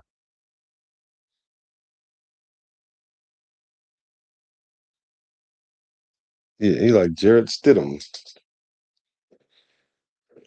Let me let me see if I can find this play where your boy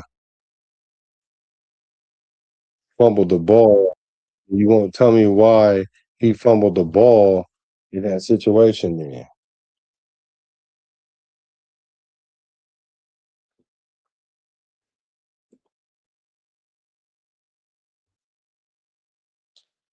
Oh, because he was looking to the sideline. That's what you want to say it was. He was looking to the sideline. Why he was looking over there. He wasn't looking at the sideline. He was looking at that wide receiver that trying to see if he was set.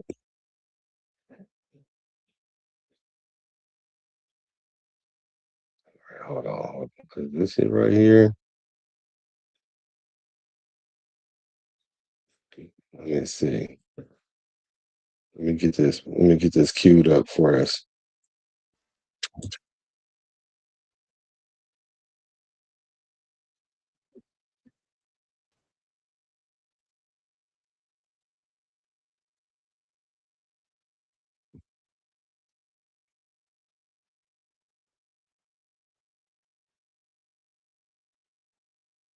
Talking about guys that have been in the league for 14 years. He's been in the league for 3.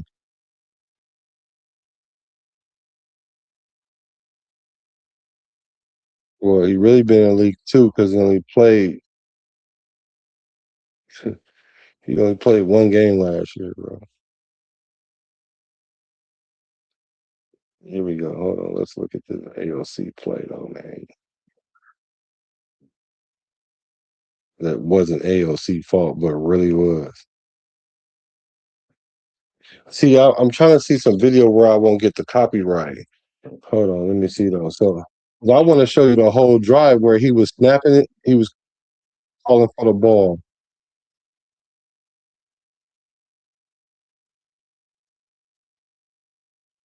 Hold on.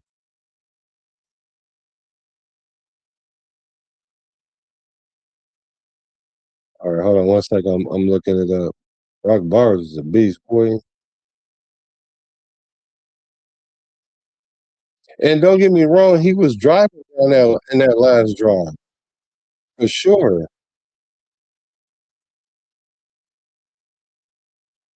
He played really well because he got the ball out fast. Oh, I can't see. Wait. And this solidifies my whole argument. I forgot about this part. On that play, there was a flag, right? Do you remember it was a flag? What was the call on that play? The flag. What was the flag on that play? Raider first down. Tell him. Or him signal too soon because JPJ to snap when AOC wasn't ready for snap on silent count. Thank you. Thank you. Thank you. I told you that. That's exactly what I told you. I'm about to pull it up. I just don't want to get a copyright, so I'm trying to find out somewhere I can really do that. But that's exactly what happened. But there was a flag on that play. Do you know what that flag was? That's why he was looking at the sideline because he was looking for the wide receiver to be set, and the wide receiver was not set, but he had already called for the ball. He ain't surveying no defense. That boy's looking at that dang. Let me see. Dang. I'm trying to find one that I can use that's not copyright, y'all. Yeah, I appreciate y'all on the late night, man, for real. And I appreciate you too, Rebel. That's why I think we're gonna have a fire podcast when we a show when we finally link up. I had hit you the other day to see if you want to come on the show that we was having, but let me see.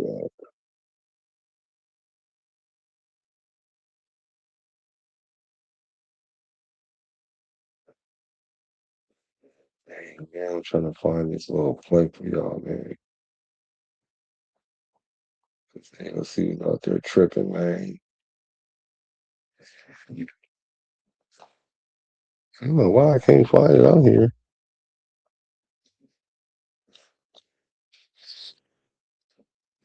I might have to do a video on that. Bottom line, should have clocked it with 4 seconds left and have cross and try for a win. We're gonna throw it out of bounds and burn the clock was stupid. Hey, didn't I say that too? Yeah, that's exactly what I said. This fool want to run around, throw the ball out of bounds. Like, who does that? Like, I've never seen that in my life. Who does that? But that's AP fault, though. I don't blame Aidan for that. That's AP fault. Clock management, terrible. Terrible clock management. And that's what made everything all weird because you could just sense it. You could just feel that it was something weird was about to happen. Because it's the Raiders doing Raider things, right? I promise you, bro. The dude, Parham tapped JPJ. He snapped it.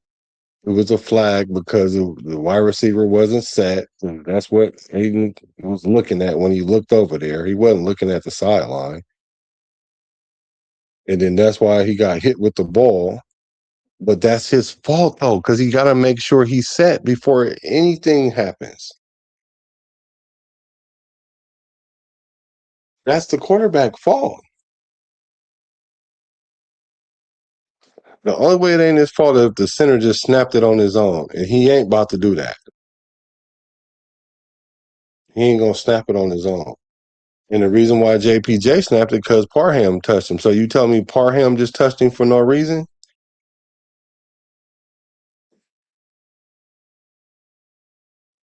Yeah. He had 340 yards, 2 touchdowns, and was driving for the win. Right.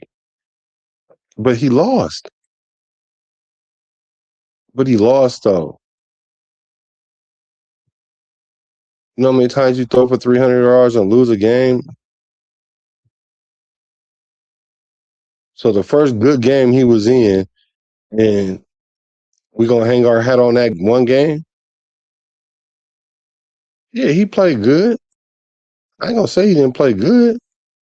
And I just said that last drive was impressive until they started doing weird stuff and the timing was off and you can just feel that something weird was about to happen.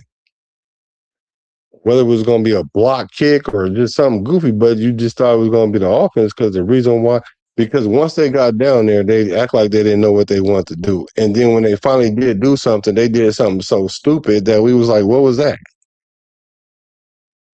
What was that?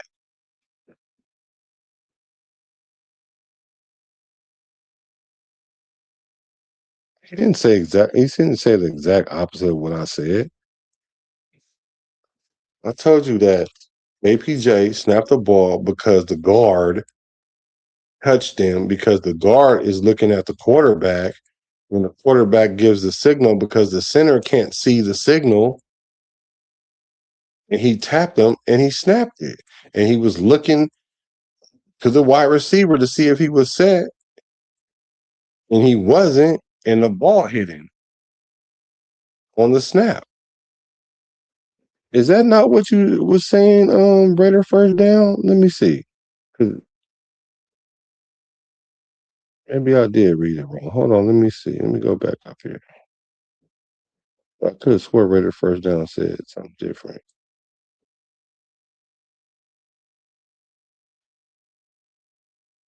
He said Parham signaled too soon, caused JPJ to snap when AOC wasn't ready for the snap on silent count.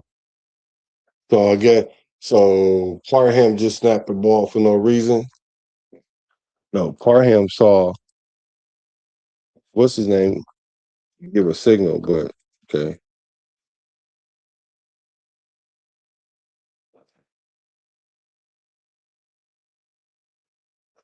He said, I'm in LA, but I like what you did with the Bart. Shout out to Oakland. Hey, appreciate that, man. Appreciate that. I really want to find that a clip where I could play it, where they show the different angles. Because it's pretty clear. But with all that being said, he did play a good game and still lost. So that 340 don't mean that when you lose. You know, had he would have won that game, cool. He'd have been 3-1 against them.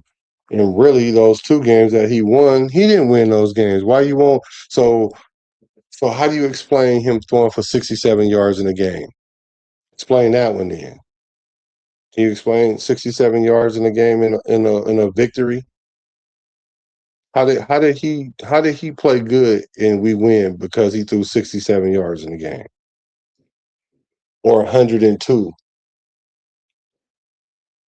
Explain that to me, please, because I'm not getting it. I'm confused about that.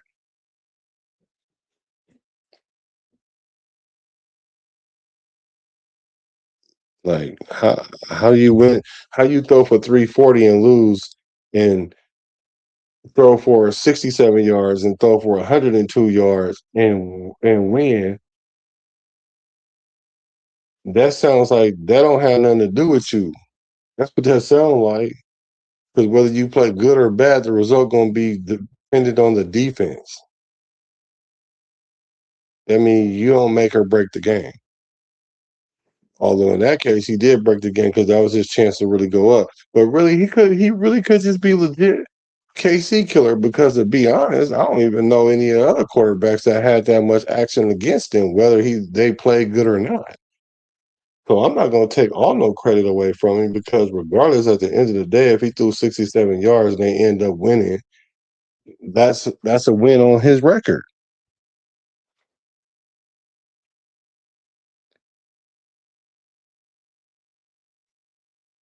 Man, I'm not listening to what they send in no interview, bro. Y'all was believing when Pete Carroll said he won 10 games last year. Y'all heard we was gonna win 10 games last year. I don't know if you did, but a lot of the fans did. Because a lot of fans don't know how to read between the lines, or a lot of fans ain't never had no coach lie to their face, or they ain't never had a coach tell them to say something to the press or to the paper or whatever.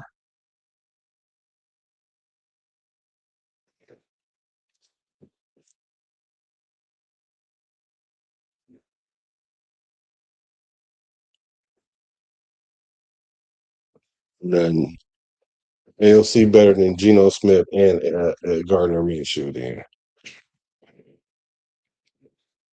I'm telling you, anytime we start talking about specific games, and you talk about all his great games, like them his only good games. You know I could pick like twice as many games that Gardner Minshew done had that's better than him, right?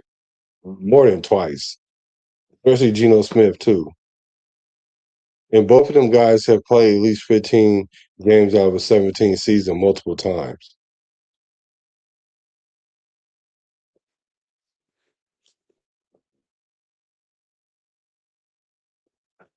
Yeah, we do need to give Sleepy Pete and Sleepy Pete JR for the number one pick in the draft. I agree with you on that. Sometimes a backup can be relevant and get credit when all he has to do is not make mistakes. He might not make the highlight plays, but just keeping the offense on the field and in control.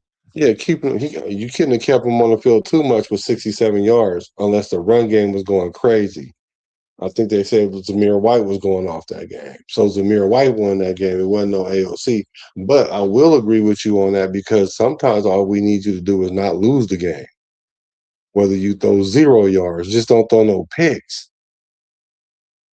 Don't turn the ball over at the wrong time. He didn't have no touchdown, no picks, so he didn't, you know what I'm saying? In theory, he didn't lose the game. He went out there and played enough to where he didn't lose the game, right? Because they don't need you to win it, they just need you not to lose it, right? So I can give him some credit there. I can give him some credit there, but not enough to call him a starter. Not enough to defend him against proven starters in the league.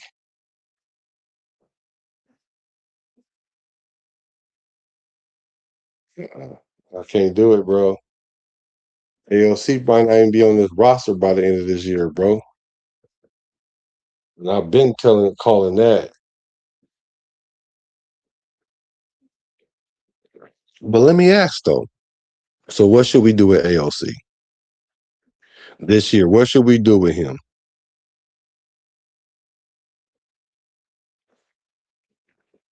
What do we do with what do we do with AOC this year then? He's fully healthy and everything, right? He should be fully healthy. Hold on, man. We ain't getting no new subs tonight, man. What's going on with that? We ain't getting no subscribers, no new subs today. I seen a few new faces, no new subs. I'm working hard on it right now. You know what time it is right now where I'm at? It's 4 in the morning. It's 2 in the morning where you at. I'm not even in the bay right now and I'm streaming. And it's 4 in the morning. And we ain't getting not a nair nutter sub? Oh, okay. Gotta work harder then. I gotta do better. That's because I'm talking about AOC. That's what it is. I know that's what it is. I'm talking about AOC. I know y'all like him,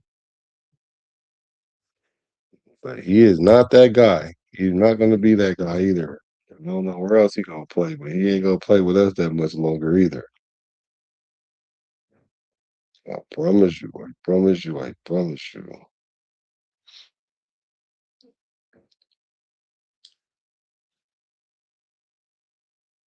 I remember Ben Seven.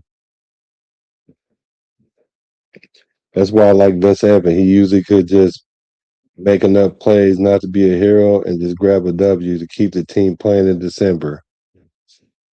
Casanova Court Club says, I think AOC will be back with McDaniels in New England. I heard that too. Competing for the backup position with Tommy DeVito, Cutlets DeVito. Now, I think that'd be good competition because I think DeVito dang near almost way out of his league. He had a chance to really like grab him a position, and it would be good to see him back with McDaniels. McDu- Excuse me, McDummy. That might fit for him. I might can go with that. And I want to see him be happy somewhere, just like Stidham. Stidham ended up playing in the AFC Championship game. Almost had a chance to get to the Super Bowl. Almost. Almost. When I say almost, I mean almost. Yeah. He probably played good in Denver. Place where they don't need you to be a great quarterback and let the defense ride you to victory. I don't even think Blow Dick's that good. He cool. His temperament keeps him from being great.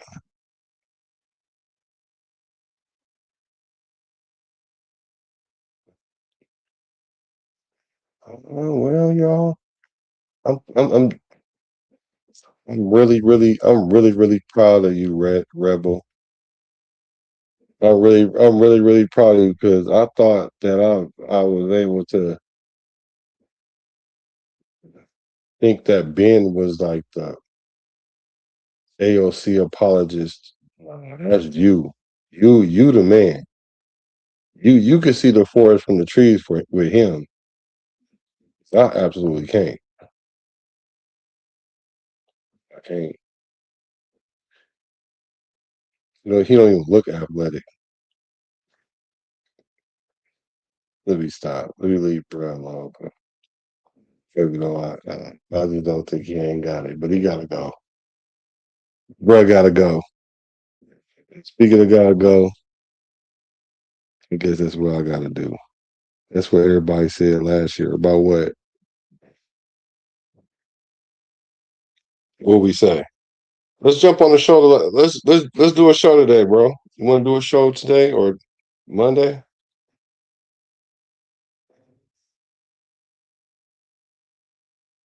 That's what everybody said in 24 when they signed Gardner.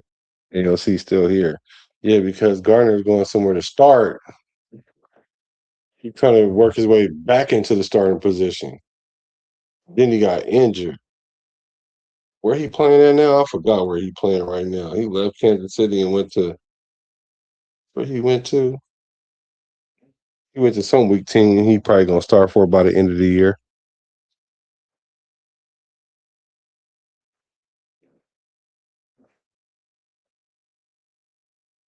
Let's see. General manager. Wait. Like to see us move or trade at Jordan Meredith, adding 3.5 million to the cap. Yeah, if you guys go peep my video, I got a hit list, and Jordan Meredith was on it. He gotta go. Yeah, he gotta go. But if we do keep him, I mean, I rather keep to get the money off the cap. But if we do keep him and he play anything like he's been playing, he might as well pack up his Gucci, Prada. Wait, we finally have dip from the offensive line, and you want to get rid of it because of money? Who? Wait, we finally have dip from the offensive line. What that say? Oh, depth. You want to get rid of what? Oh, you talking about Meredith? Yeah, Jordan Meredith ain't gonna. If he's in the game, yeah, we got depth without him, right? Don't need veteran depth. Don't need, not his veteran depth. Blowing off the ball depth. Oh, because he played center. I'm sorry, bro. He probably just ain't got the attitude, bro. Losing him ain't gonna be sweat off our back, bro. Jordan Meredith ain't. We looking at Trey Zoom harder than we looking at Jordan Meredith. Like, it's over for the guy. He might as well go somewhere else. We should try to get some value out of him, so we can have hella picks again next year, and we can bust some moves like we did this year. For real, Jordan Meredith ain't that guy. What he gonna go? Go back to guard? That's where he played best at was guard.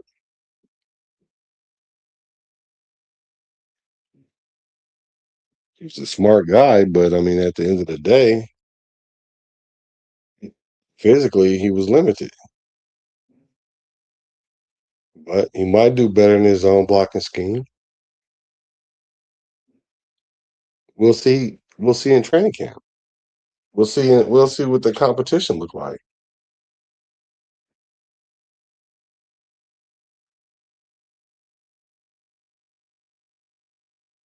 Right? We'll see. I think he got to go though. He on my hit list.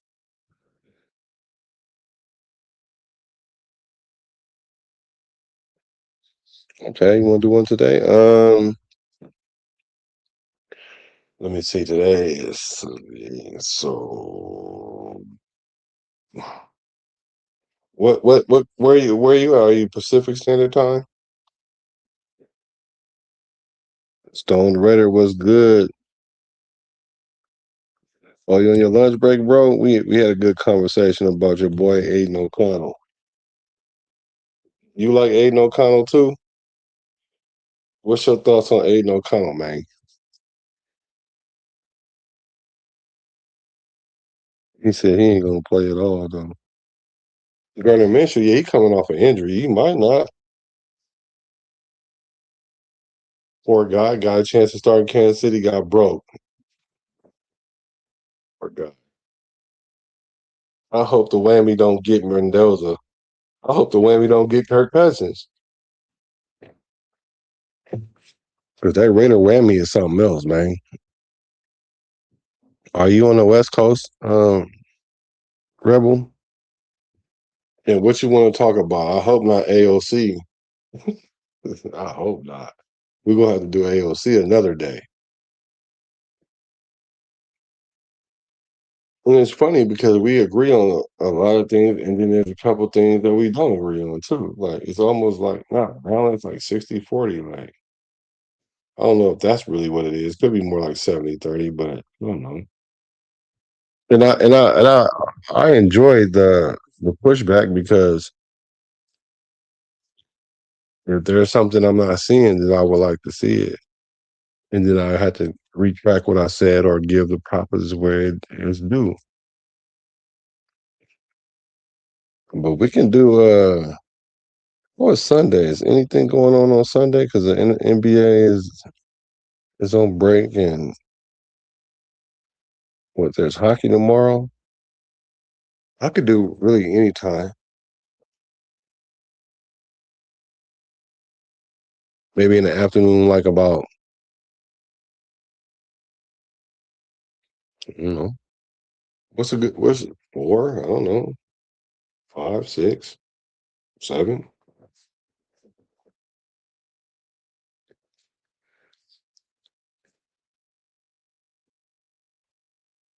Oh, okay. So you doing the show at 3?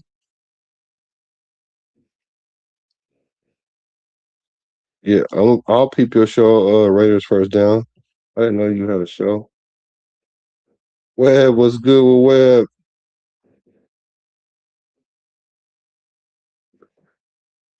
Yeah. Let me see. Let me see. What's the name of your show? Tell me your shield show. What's your page? What's your page so I can look it up and make sure I'm subscribed to it?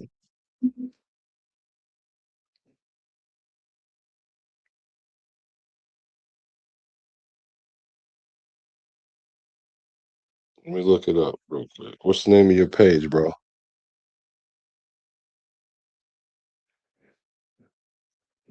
Meredith was a top 5 guard in the NFL 2 years ago, and we're just gonna cut him. No, we're gonna trade him.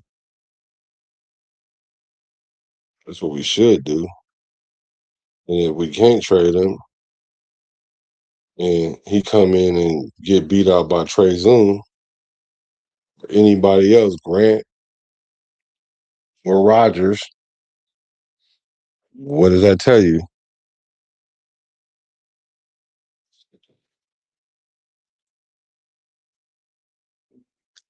I'm waiting for you to tell me what we should do with AOC though.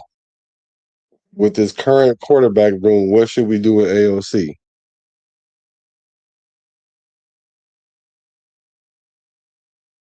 Oh, so you up right now. So what time is it where you are right now? It's 4 in the morning where you are?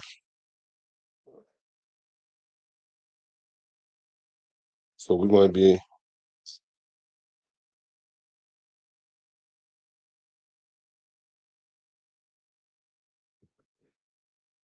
yeah, he should be. He should be traded. What good is he gonna do us? The boy was getting killed last year. Oh, not remember that? That boy was getting torched last year, but he was out of position, I guess. Y'all ain't subscribed to the channel because I'm talking about y'all quarterback. It's all good. I'm just messing with y'all. I appreciate y'all hacking in, dog, spending the time. Like my boy Dirty said, y'all could be anywhere else right now, but y'all chilling with your boy, the boy, Black, the quarterback. Let's see, I'm trying to wait for that link.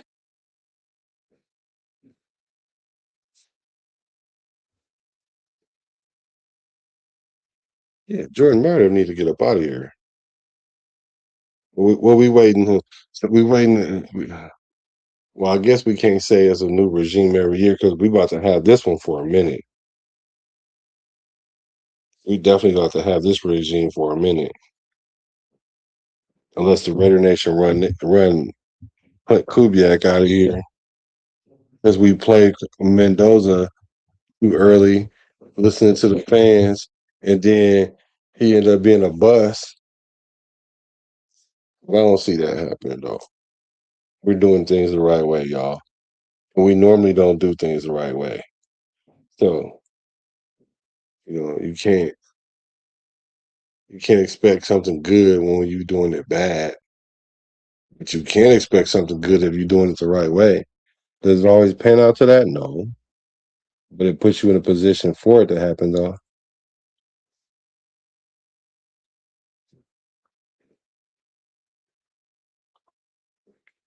Get that link, bro.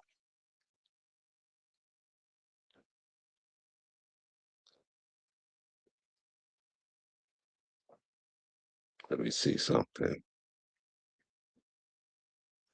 I just wait and play these little videos.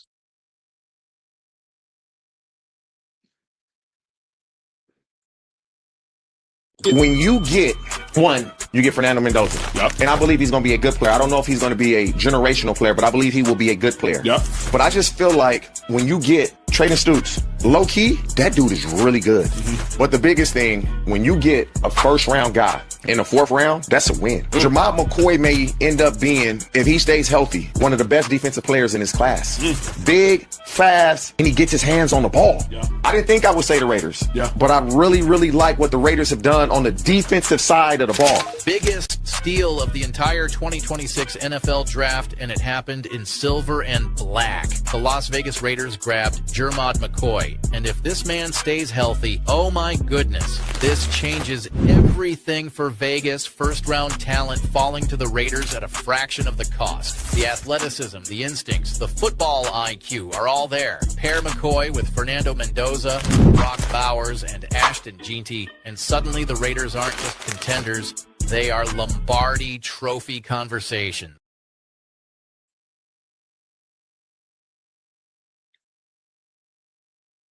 What you guys think about Jermod?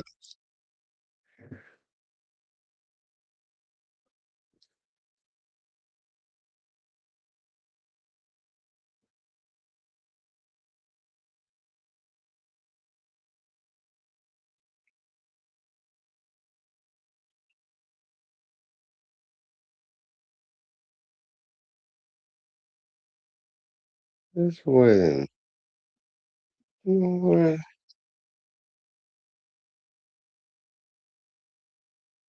I'm waiting for the link, bro. Let me see. Put it in the comments, I guess. Guys, if you guys don't have much to talk about right now, I guess I'll pack it in. Pause. What's up, Webb? What you got planned today, bro? We can do it. We can do a show. Now I'll hit you on IG and we'll set up the parameters and all that, the lefts and the rights and the ups and the downs. Like Webb pulled up. That's my God. But yeah, you know what, Nation? You know I love y'all because I'm a Raider. Because I'm a Raider. The Bay to LA to Las Vegas. I'm a Raider from the Bay to LA to Las Vegas. Recipes to Al Davis.